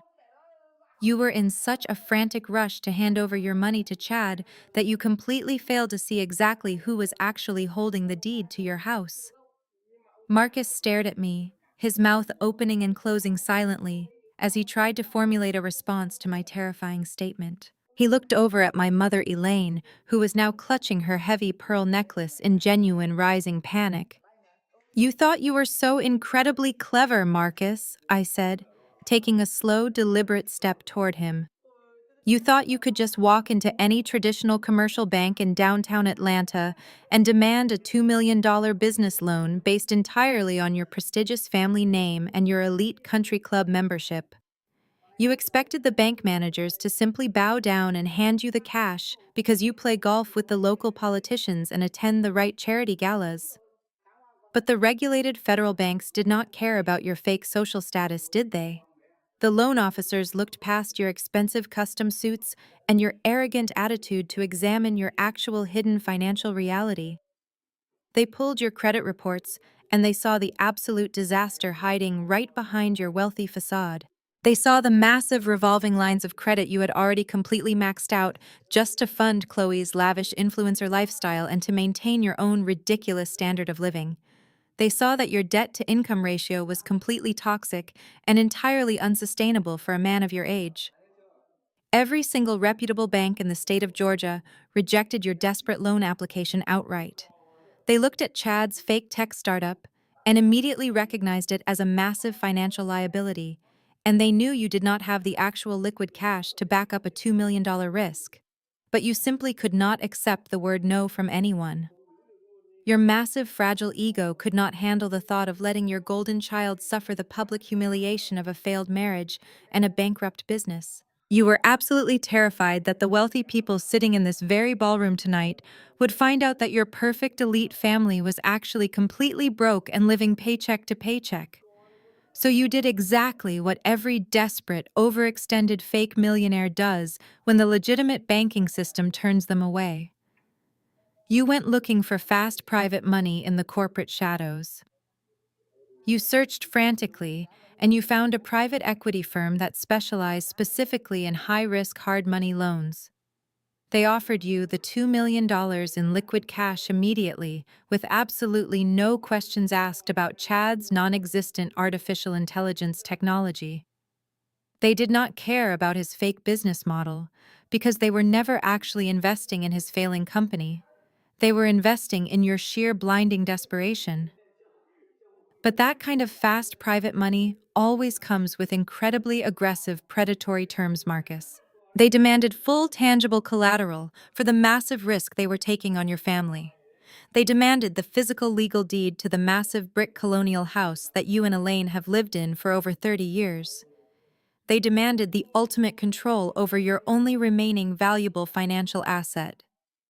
And you were so incredibly eager to play the role of the wealthy, powerful savior for your useless son-in-law that you signed the binding legal documents without ever having a competent lawyer review the complex fine print.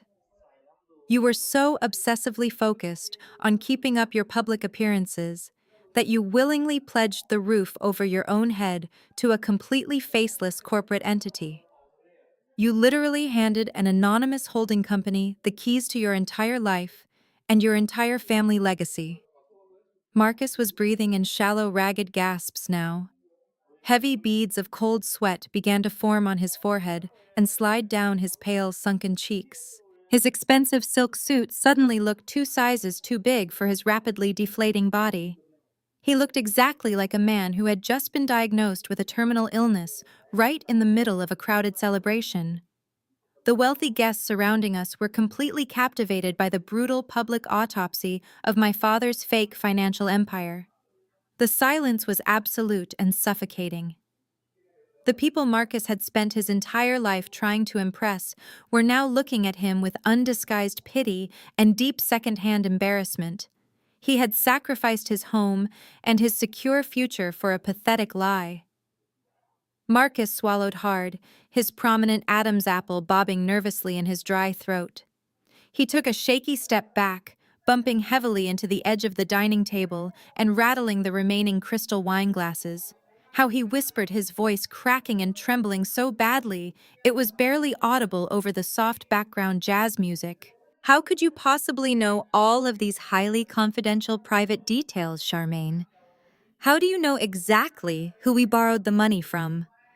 A slow, cold smile spread across my face as I prepared to deliver the second massive, fatal blow to his shattered reality. I know the exact terms of your predatory loan, Marcus, I said, my voice perfectly smooth and lethal. I know the exact aggressive interest rate you agreed to pay, and I know exactly who holds the physical deed to your beloved family mansion in the wealthy suburbs. I paused, letting him hang suspended in pure absolute terror for just one more agonizing second. I know all of these private details because the aggressive private equity firm that gave you that hard money loan is also a primary subsidiary in my vast investment portfolio. The color drained entirely from my father's face, leaving him looking like a hollow wax figure melting under the bright ballroom lights. He tried to speak, but only a pathetic wheezing sound escaped his throat. My mother, Elaine, let out a sharp, terrified gasp and grabbed the edge of the heavy dining table to keep herself from physically collapsing onto the marble floor. "You are lying." Marcus finally managed to choke out his voice, a desperate, broken whisper. "You cannot possibly own my personal debt, Charmaine. It is a conflict of interest. You cannot do this to your own family." I shook my head slowly, truly enjoying the sheer panic radiating from the man who had tormented me for my entire life. There is absolutely nothing illegal about a massive corporate conglomerate acquiring high-yield distressed debt portfolios, Marcus, I explained, keeping my tone strictly professional and completely devoid of any daughterly affection. Private equity firms buy and sell leverage every single day in this country. It is the fundamental nature of the aggressive American financial system. When your loan application crossed the desk of my underwriting team, they immediately recognized your name and the address of your precious colonial mansion in Connecticut. They brought the file directly to my office, and I personally approved the $2 million transfer. I wanted to see exactly how far you would go to blindly protect a white man who was actively destroying your legacy. Marcus gripped his chest, his breathing becoming increasingly shallow and rapid. "Even if you own the loan," he stammered, trying desperately to summon a tiny shred of his old, arrogant defiance, "you cannot just take my house, Charmaine. I have been making the monthly interest payments on time. I have not defaulted on the strict loan agreement. You have no legal right to foreclose on my property without giving me proper corporate notice." I smiled, a genuinely bright and cheerful smile that made my mother physically flinch away from me. "That is the true beauty of complex corporate finance, Marcus," I said, taking another slow step closer to him so he could hear every single devastating syllable of his absolute ruin. You really should have hired a competent corporate lawyer to thoroughly review the extensive fine print of your predatory hard money loan before you eagerly signed your entire life away to a faceless holding company. You see, because the $2 million was explicitly borrowed to provide emergency operating capital for Chad's technology company, the terms of the loan were heavily tied to the overall financial health and legal compliance of that specific corporate entity. I turned slightly and gestured toward Chad, who was still slumped completely sideways in his padded chair, looking entirely catatonic. According to Section 4, Paragraph 12 of your signed contract, there is a very strict cross-default clause, I explained, my voice echoing clearly across the dead-silent ballroom. A cross-default clause means that if the underlying business or its chief executive officer is placed under formal investigation for severe financial fraud, the primary loan is immediately considered to be in a state of catastrophic default. It does not matter if you have made your monthly interest payments, Marcus. The moment I submitted the forensic audit report to the Federal Bureau of Investigation and the Securities and Exchange Commission yesterday afternoon, that lethal clause was automatically and legally triggered. The absolute horror of the situation finally settled over the head table like a heavy, suffocating shroud. Marcus swayed on his feet, his arrogant patriarchal posturing completely obliterated by the cold, hard legal reality of the paperwork he had signed. All collateral tied to the loan is completely frozen. Effective immediately, I announced, delivering the final crushing blow to his massive, fragile ego. Your pristine colonial mansion in the wealthy suburbs now legally belongs to my firm. The secondary retirement funds you blindly pledged as additional financial collateral have already been locked by the bank and are currently being transferred to cover the massive anticipated legal fees and the outstanding principal balance. You have absolutely nothing left, Marcus. Your bank accounts are completely empty. Your beautiful home is completely gone. Your perfect elite social status is completely dead. I looked around the massive ballroom, taking in the surreal, unbelievable scene unfolding before me. The 50 wealthy, influential guests who had been invited to celebrate the 40-year reign of the perfect family were entirely speechless. The room had completely stopped breathing. There was no clinking of crystal champagne glasses, no soft murmurs of polite conversation, no background jazz music to mask the brutal, absolute destruction of my parents' empire. Instead, I saw a vast sea of glowing digital screens. Almost every single guest at the adjacent tables had silently pulled out their smartphones, and they were actively recording every single second of this epic public collapse. The local politicians, the wealthy socialites, the prominent charity board members. They were all documenting the exact moment Marcus and Elaine were exposed as completely broke, foolish frauds who had bankrupted their entire family for a fake white visionary. The elite family they had spent 40 years meticulously building and aggressively defending was completely annihilated in less than half an hour. The pristine public image my mother had prized far above her own daughter's, happiness was completely shattered into a million irreparable pieces. They could never ever show their faces at this exclusive country club again. They could never host another lavish holiday party or brag about their massive generational wealth to their superficial high society friends. They were entirely ruined, socially, financially, and legally. Chloe let out a loud, dramatic wail, burying her face in the expensive white tablecloth and sobbing uncontrollably over the permanent loss of her luxury cars and her precious designer handbags. Elaine slumped heavily against Marcus, crying hysterically and begging the universe out loud to wake her up from this terrible living nightmare. But Marcus just stood there staring blankly at the marble floor, a completely broken and utterly defeated old man. The sheer absolute finality of the moment was deeply intoxicating. The financial trap had snapped entirely shut, and there was absolutely no way out for any of them. The silence in the room was suddenly broken by a sound that I will never forget. It was a high-pitched primal scream of absolute fury. Chloe lifted her face from the expensive white tablecloth. Her makeup was completely smeared, and her perfect blonde hair was a disheveled, tangled mess. She looked directly at Chad, who was still slumped in his chair, looking completely dead inside.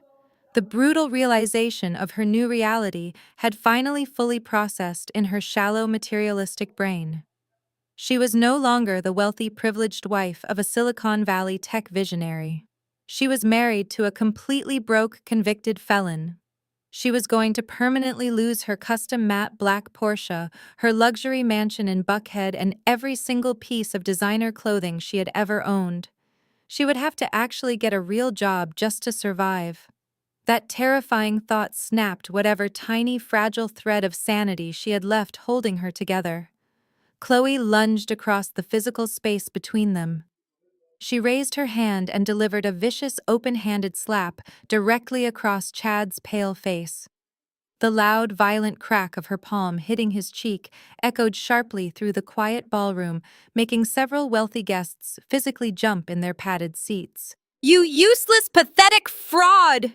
Chloe screamed at the top of her lungs, her voice cracking with pure hysterical rage. "You told me you were a certified financial genius. You told me we were going to be massive billionaires. You lied to me, you stupid, arrogant con artist." She hit him again, her expensive manicured nails scratching a deep red, angry line across his jaw. "You ruined my entire life, Chad. How am I supposed to ever show my face in this city again?" Chad did not even try to defend himself against her frantic physical assault. He just raised his trembling hands weakly to protect his face, cowering away from his furious wife like a beaten stray dog. "Please, Chloe," he whimpered, his voice pathetic and incredibly small. "I was going to fix it, I promise. I just needed a little more time to get the money back from the exchanges." But there was absolutely no time left, and there was no mercy to be found anywhere in my toxic family. Marcus suddenly snapped out of his paralyzed, horrified state. Seeing his precious golden child physically attack the man who had completely ruined his financial security triggered a massive wave of displaced, violent anger. Marcus grabbed Chad by the collar of his expensive silk dress shirt and violently hauled him up out of his dining chair. "You destroyed my family!" Marcus roared, spitting the angry words directly into Chad's terrified face. "You came into my home, and you systematically stole my entire legacy. I gave you my hard-earned retirement money because you promised to take care of my daughter, and instead, you completely bankrupted me. You are nothing but a common street thief hiding behind a fancy corporate title. I will make sure you suffer for what you have done to us."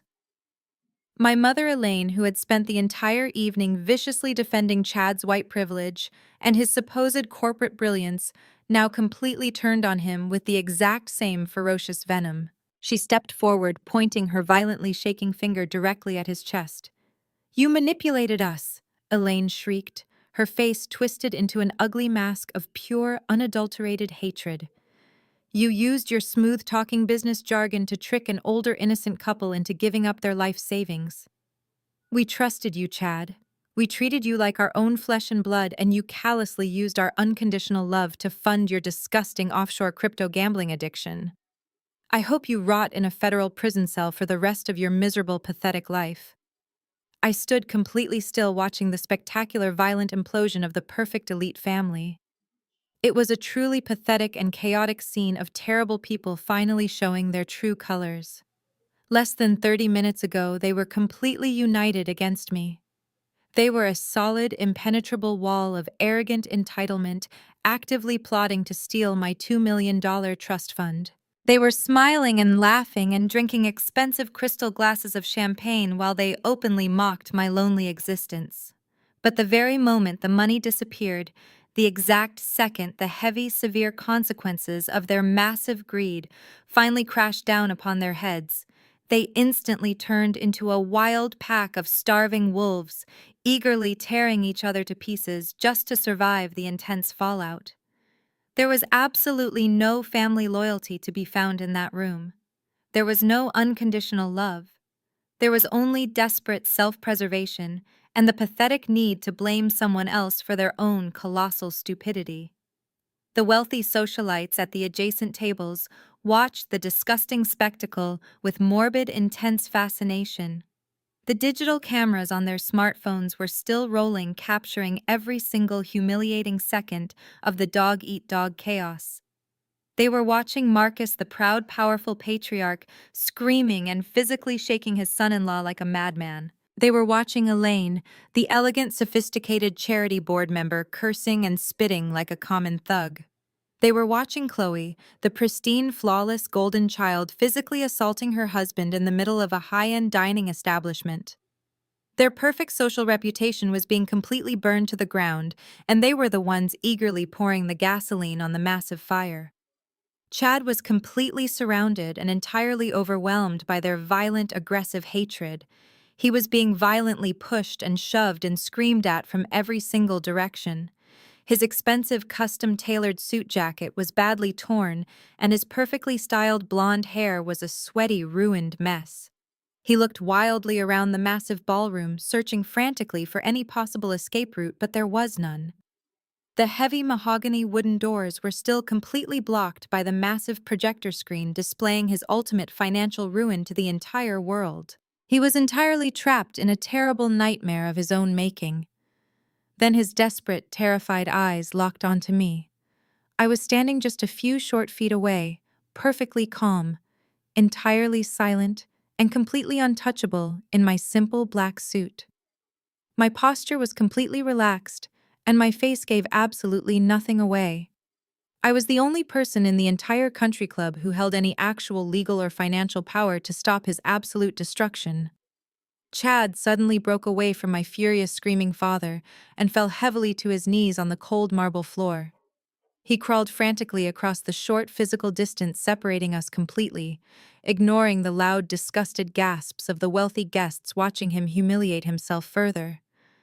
He reached out with his trembling, sweaty hands and grabbed the hem of my suit jacket, gripping the expensive dark fabric as if it was a literal physical lifeline saving him from drowning. "Charmaine, please," he begged, his voice breaking into a loud, pathetic, gut-wrenching sob. "Please, you have to stop this right now. I will do anything you want, Charmaine. I will work for you for the rest of my life, for completely free. I will be your absolute servant. Please, Charmaine, I am begging you on my hands and knees, drop the federal investigation immediately. Do not let the FBI send me to prison." I looked down at the pathetic man groveling at my feet. Chad was still tightly gripping the hem of my blazer, his tears soaking into the expensive fabric. I did not feel an ounce of sympathy for him. I simply reached down, grabbed his sweaty wrists, and forcefully peeled his fingers off my clothing. "You made your bed, Chad," I said, my voice completely devoid of any emotion. "Now you get to lie in it. You stole from innocent people to fund a fake lifestyle, and you thought your white privilege would act as a magical shield against the federal government. You were wrong. You are going to federal prison, and there is absolutely nothing I can or will do to stop it." Chad collapsed entirely onto the marble floor, curling into a fetal position and sobbing into his hands. But the disgusting spectacle of toxic family dynamics was not quite over yet. Marcus and Elaine had watched me completely dismiss Chad. They saw the absolute finality in my eyes, and they suddenly realized that their golden son-in-law was a completely lost cause. He could not save them. Chloe could not save them.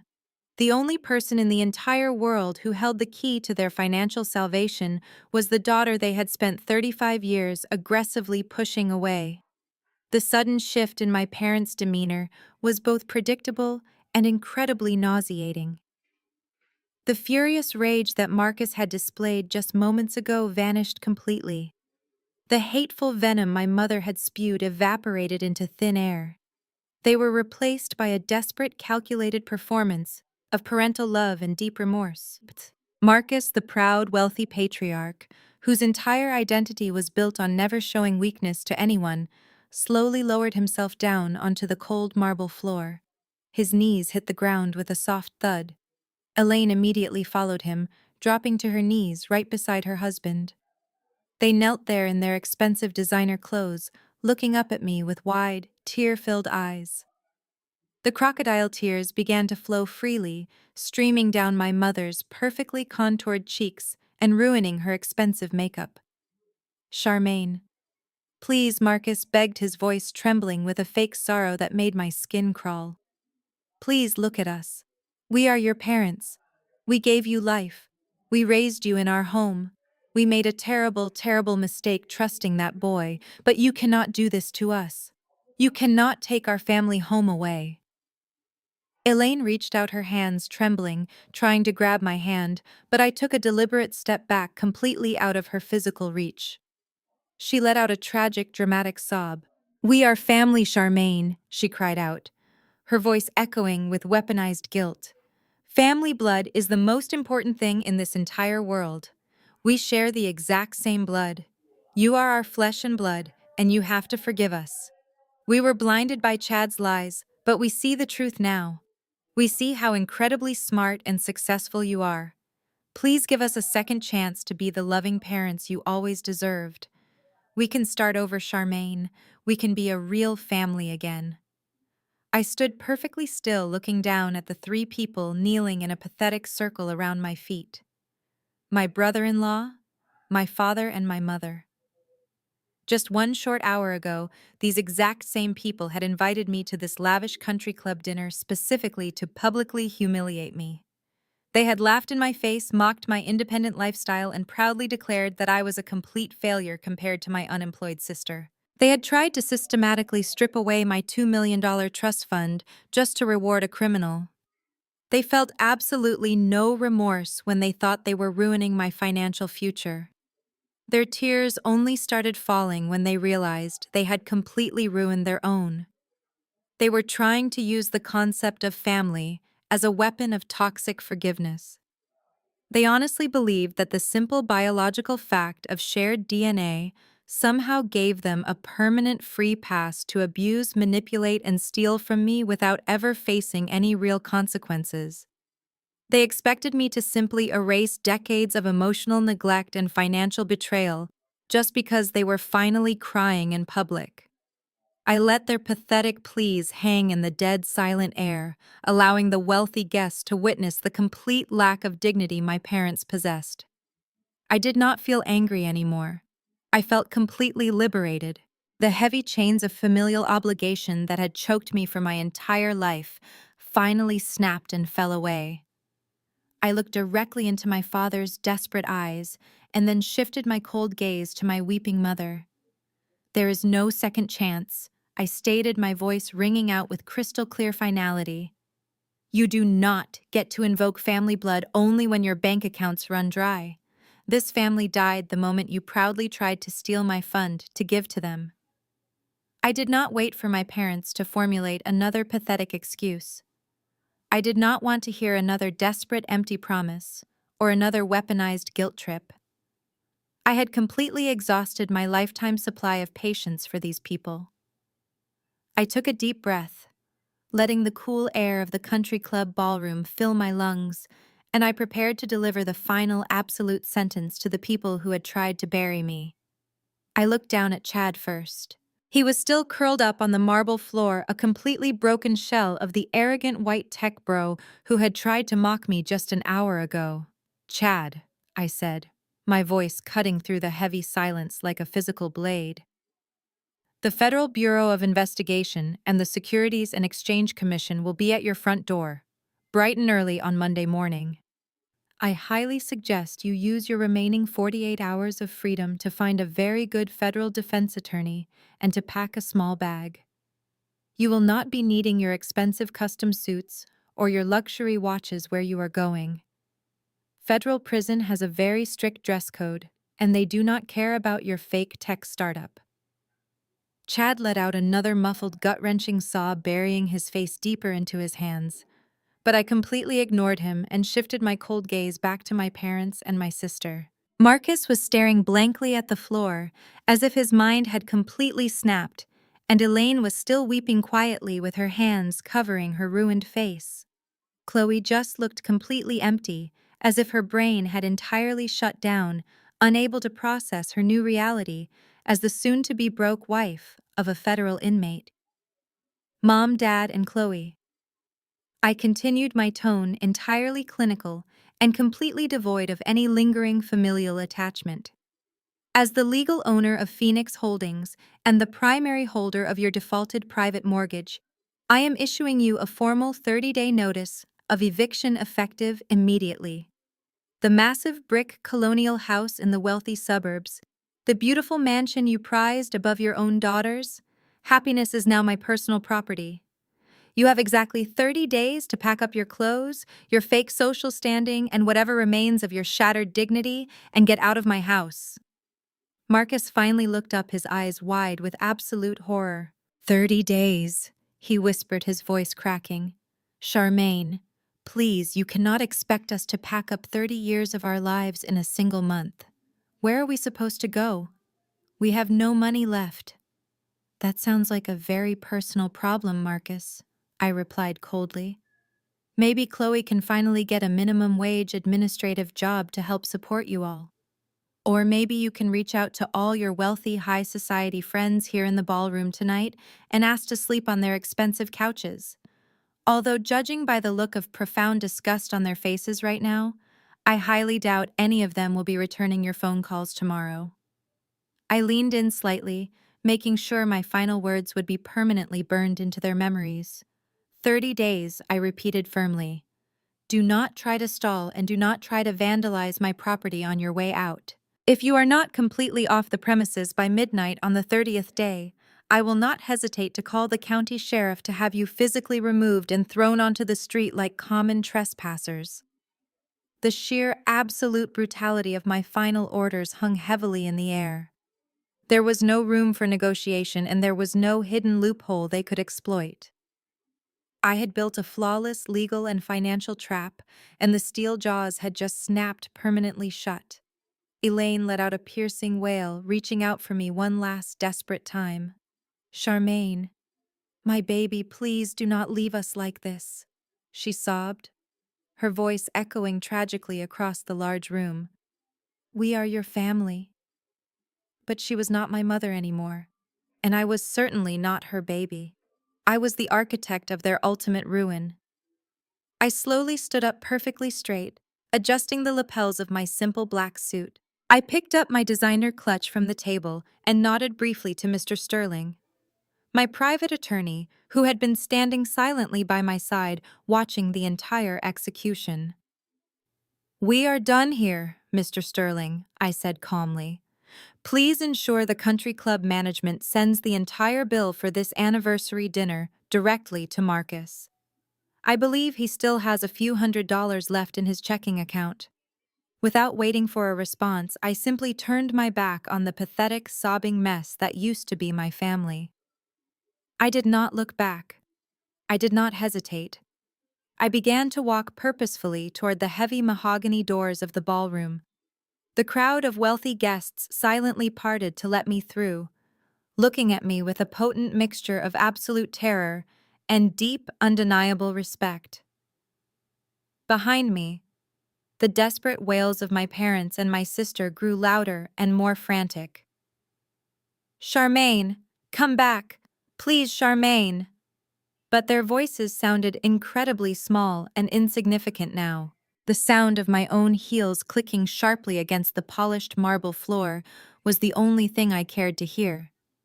I kept walking, completely ignoring their desperate cries, leaving them behind in the absolute ruins of the fake empire they had so proudly built. I pushed open the heavy brass and glass doors of the country club and stepped out into the cool evening air. The heavy, suffocating atmosphere of the ballroom instantly vanished behind me, replaced by the gentle, humid breeze of the Atlanta night. I paused for a moment on the wide stone steps, closing my eyes and simply breathing. For my entire life, I had been conditioned to believe that family was everything.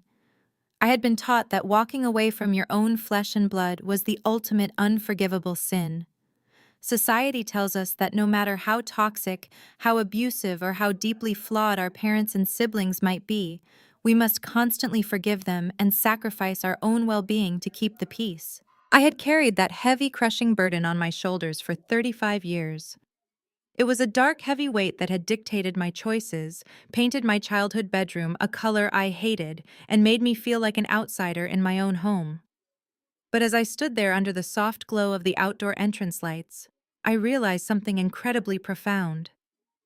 I was waiting for the guilt to hit me. I was waiting for the sudden rush of terrible sadness or the sting of hot tears to blur my vision. I stood there waiting for the little girl inside me to cry out for her mother and father. But those tears never came. My eyes were completely dry. My hands were perfectly steady. Instead of feeling a deep, hollow loss, I felt an overwhelming, incredible sense of lightness. My chest, which had been tight with anxiety since the moment I received their fake dinner invitation, suddenly expanded. I took another deep breath of the fresh night air, and it tasted like absolute pure freedom. I had not just walked away from a family dinner tonight, I had performed a massive emergency surgery on my own life. Marcus, Elaine, and Chloe were not a family to me. They were a highly aggressive, malignant cancer that had been slowly feeding on my energy, my self-worth, and eventually my bank accounts.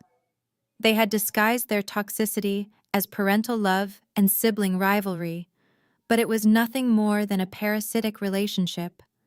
Cutting them out was brutal, and it required a massive amount of cold, calculated precision, but it was the only way I was ever going to truly survive.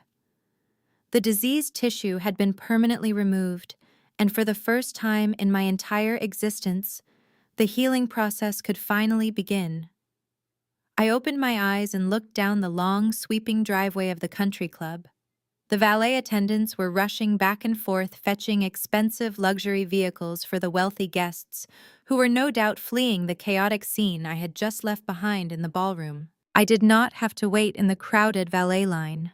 Parked discreetly near the edge of the manicured lawn, completely away from the frantic chaos, was my personal vehicle. It was a massive, sleek, midnight black Maybach. It was not leased. It was not bought with a fraudulent hard money loan secured by an elderly parent's retirement home. It was purchased outright with the clean, honest money I had earned through my own relentless hard work and sheer, undeniable brilliance. My private driver, Thomas, was standing respectfully beside the rear passenger door. He was a tall, quiet man who had worked for me for 5 years. He had driven me to countless high-stakes corporate negotiations and hostile boardroom takeovers, but he always knew when to speak and when to offer absolute silence. As I approached the vehicle, Thomas took one look at my calm, composed face and simply nodded. He did not ask how the anniversary dinner went. He did not ask why I was leaving before the dessert course was even served. He simply reached out and pulled the heavy armored door open for me. "Good evening, Miss Charmaine Thomas," said his voice low and professional. "Are we heading straight back to the penthouse tonight?" I paused for a brief second, looking back at the massive grand facade of the country club. The building looked so incredibly small to me now. It was just an expensive brick box filled with terrified fake people desperately clinging to their fragile social illusions. They could keep their country club. They could keep their empty gossip and their fake high society status. I had an actual empire to run. "Yes, Thomas," I replied smoothly, my voice clear and strong in the quiet night. "Take me home, please. We are completely finished here." I gracefully climbed into the spacious back seat of the Maybach. The interior smelled of rich, expensive leather and quiet, absolute power. The heavy door closed behind me with a solid, reassuring thud, instantly blocking out the ambient noise of the Atlanta streets and creating a perfect, silent sanctuary. The thick, tinted windows shielded me from the outside world, wrapping me in total, absolute privacy. The engine purred to life with a smooth, powerful vibration that I could feel in the floorboards. As the massive luxury car began to glide slowly down the long, winding driveway, leaving the country club and my toxic past permanently in the rearview mirror, I settled back into the plush leather seat. I did not look back out the window. My past was entirely dead, and my future required my full, undivided attention. I reached into my designer bag and pulled out my sleek silver iPad, preparing to focus my mind on the one thing that had never ever betrayed me. The screen of my iPad lit up the dark, quiet interior of the Maybach with a soft blue glow. My work was the one thing in my life that made absolute logical sense. It never gaslighted me. It never demanded unearned respect or expected me to shrink myself down to make someone else feel big and important. Numbers and data always told the absolute honest truth. I opened my secure corporate email client and bypassed the standard daily financial reports. My chief financial officer had flagged one specific file for my immediate personal review before the weekend began. It was a comprehensive seed round pitch deck from a brand new artificial intelligence startup based right here in Atlanta. I tapped the screen to open the heavy PDF file. The very first slide displayed the face of a young 24-year-old black female founder named Amara. Her eyes were bright and fiercely intelligent, staring confidently right through the digital screen. I began to read through her highly detailed executive summary, and within the first 3 pages, I was completely captivated by her sheer brilliance. Amara had not built a cheap API wrapper pretending to be a tech visionary.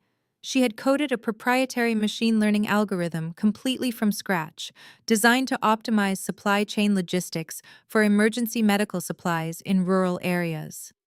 Her code was incredibly clean, her financial projections were extremely conservative and highly realistic, and she already had 3 massive hospital networks actively testing her beta software with incredible success. Yet despite her fully functioning prototype and her brilliant mind, Amara's pitch deck had been systematically rejected by over 30 different traditional venture capital firms across the country. I read the attached notes from my acquisitions team detailing her grueling fundraising journey. The old wealthy white men in the Silicon Valley boardrooms had looked at her brilliant medical software and simply passed. They told her she did not have enough industry experience. They told her she lacked the proper corporate connections to scale the business. They claimed her vision was simply too ambitious for a solo female founder and suggested she bring on a more experienced male co-founder to handle the corporate operations. But I knew the actual unspoken truth. I knew exactly how the rigged corporate game was played. Those traditional venture capital partners had rejected a brilliant young black woman with a life-saving working prototype simply because she did not fit their narrow, outdated pattern of what a successful tech founder was supposed to look like. She did not go to Stanford or Harvard. She did not wear expensive custom suits to her pitch meetings. She did not play golf at the elite country clubs, and she certainly did not have a wealthy, arrogant father to blindly hand her a $2 million check to play pretend business in a fancy downtown office. They rejected a true visionary like Amara, but those exact same venture capital firms would have eagerly thrown millions of dollars at a loud, mediocre white man like Chad simply because he confidently spouted empty buzzwords and wore the right brand of sneakers. It was the exact same toxic biased system that my parents worshipped, a system that rewarded unearned privilege and actively punished genuine talent and relentless hard work. It was a system that told me I was not worthy of my own trust fund and told Amara she was not worthy of a seed investment. A slow, genuine smile spread across my face as I swiped through the final pages of her flawless technical documentation. This was exactly why I had sacrificed so much to build Phoenix Holdings. I did not endure 13 years of grueling corporate warfare and lonely, sleepless nights just to hoard my wealth like a greedy dragon in a cave. I did not build a massive financial empire just to buy expensive luxury cars or sit at elite country club tables with people who secretly despised me and prayed for my downfall. I built my massive fortress of wealth so I could finally become the gatekeeper. I acquired absolute financial power so I could permanently kick down the heavy wooden doors that the traditional corporate world constantly slammed in the faces of women who looked exactly like me. I created Phoenix Holdings to actively dismantle the old boys club and to intentionally redistribute wealth and resources to the people who actually deserved them. This was what true black girl magic actually looked like. It was not just a catchy phrase or a social media hashtag, it was real, tangible financial power. It was not about tearing your own family down to make yourself feel superior. It was about using your massive leverage to build a completely new table where raw talent, unmatched work ethic, and brilliant innovation were the only things that truly mattered. I pulled my digital stylus from the magnetic edge of the iPad. I did not need to schedule a follow-up meeting or consult with a cautious board of directors. As the sole controlling shareholder of my firm, my word was absolute law. I opened the attached legal term sheet that my team had prepared in advance. I scrolled down to the final page, bypassing the standard, aggressive Silicon Valley clauses. I instructed my legal team to give her highly favorable founder-friendly terms because I wanted her to maintain complete executive control of her own brilliant creation. She deserved to own the lion's share of the value she was creating for the entire world.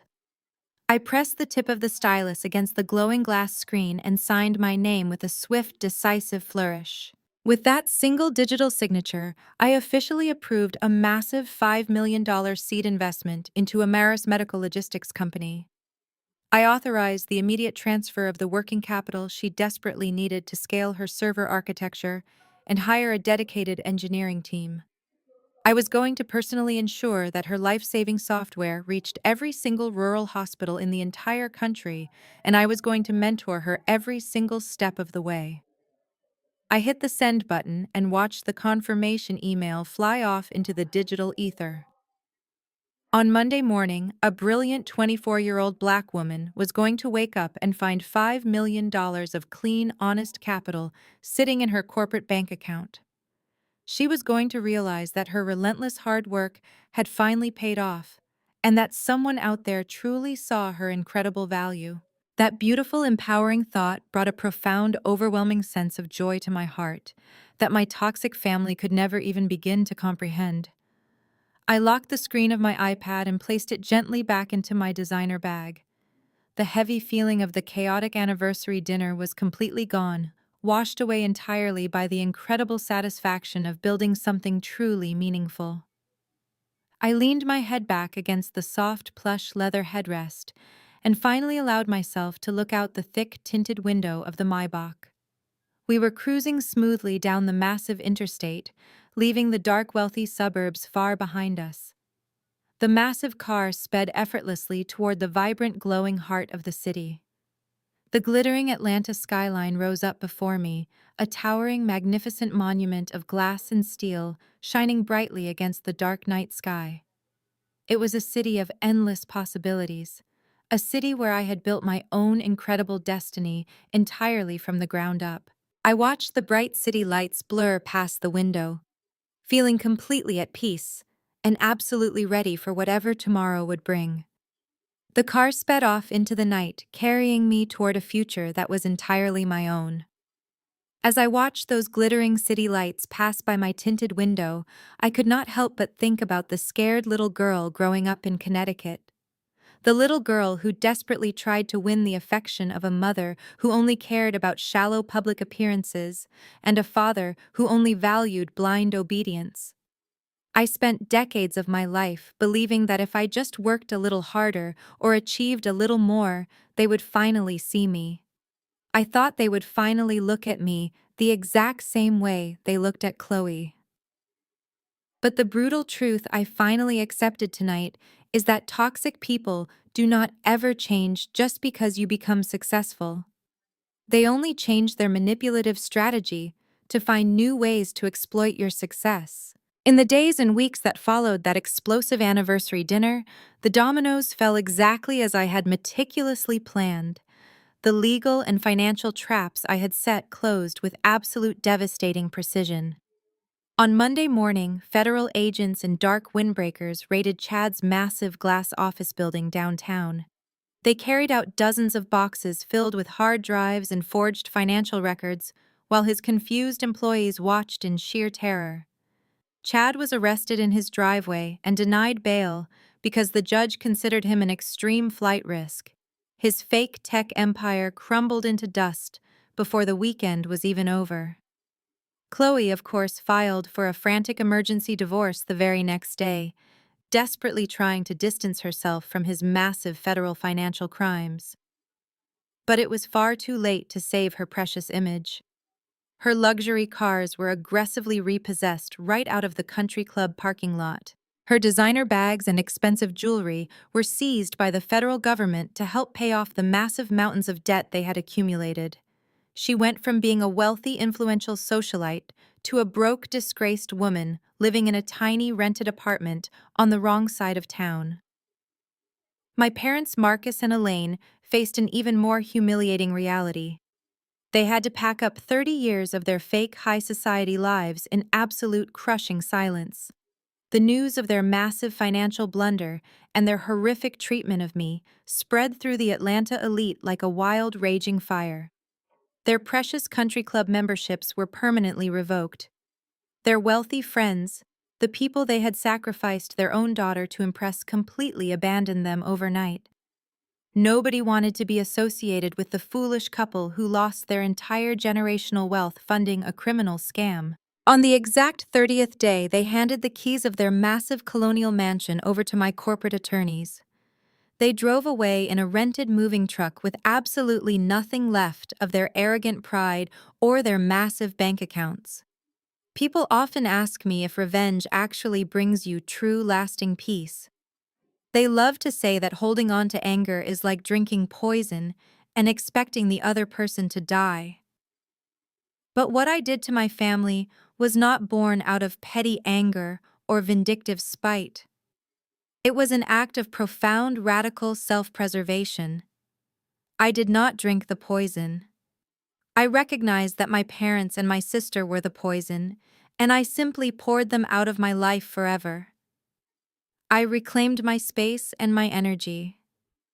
True wealth is not just about having $74 million sitting safely in a secure private banking application.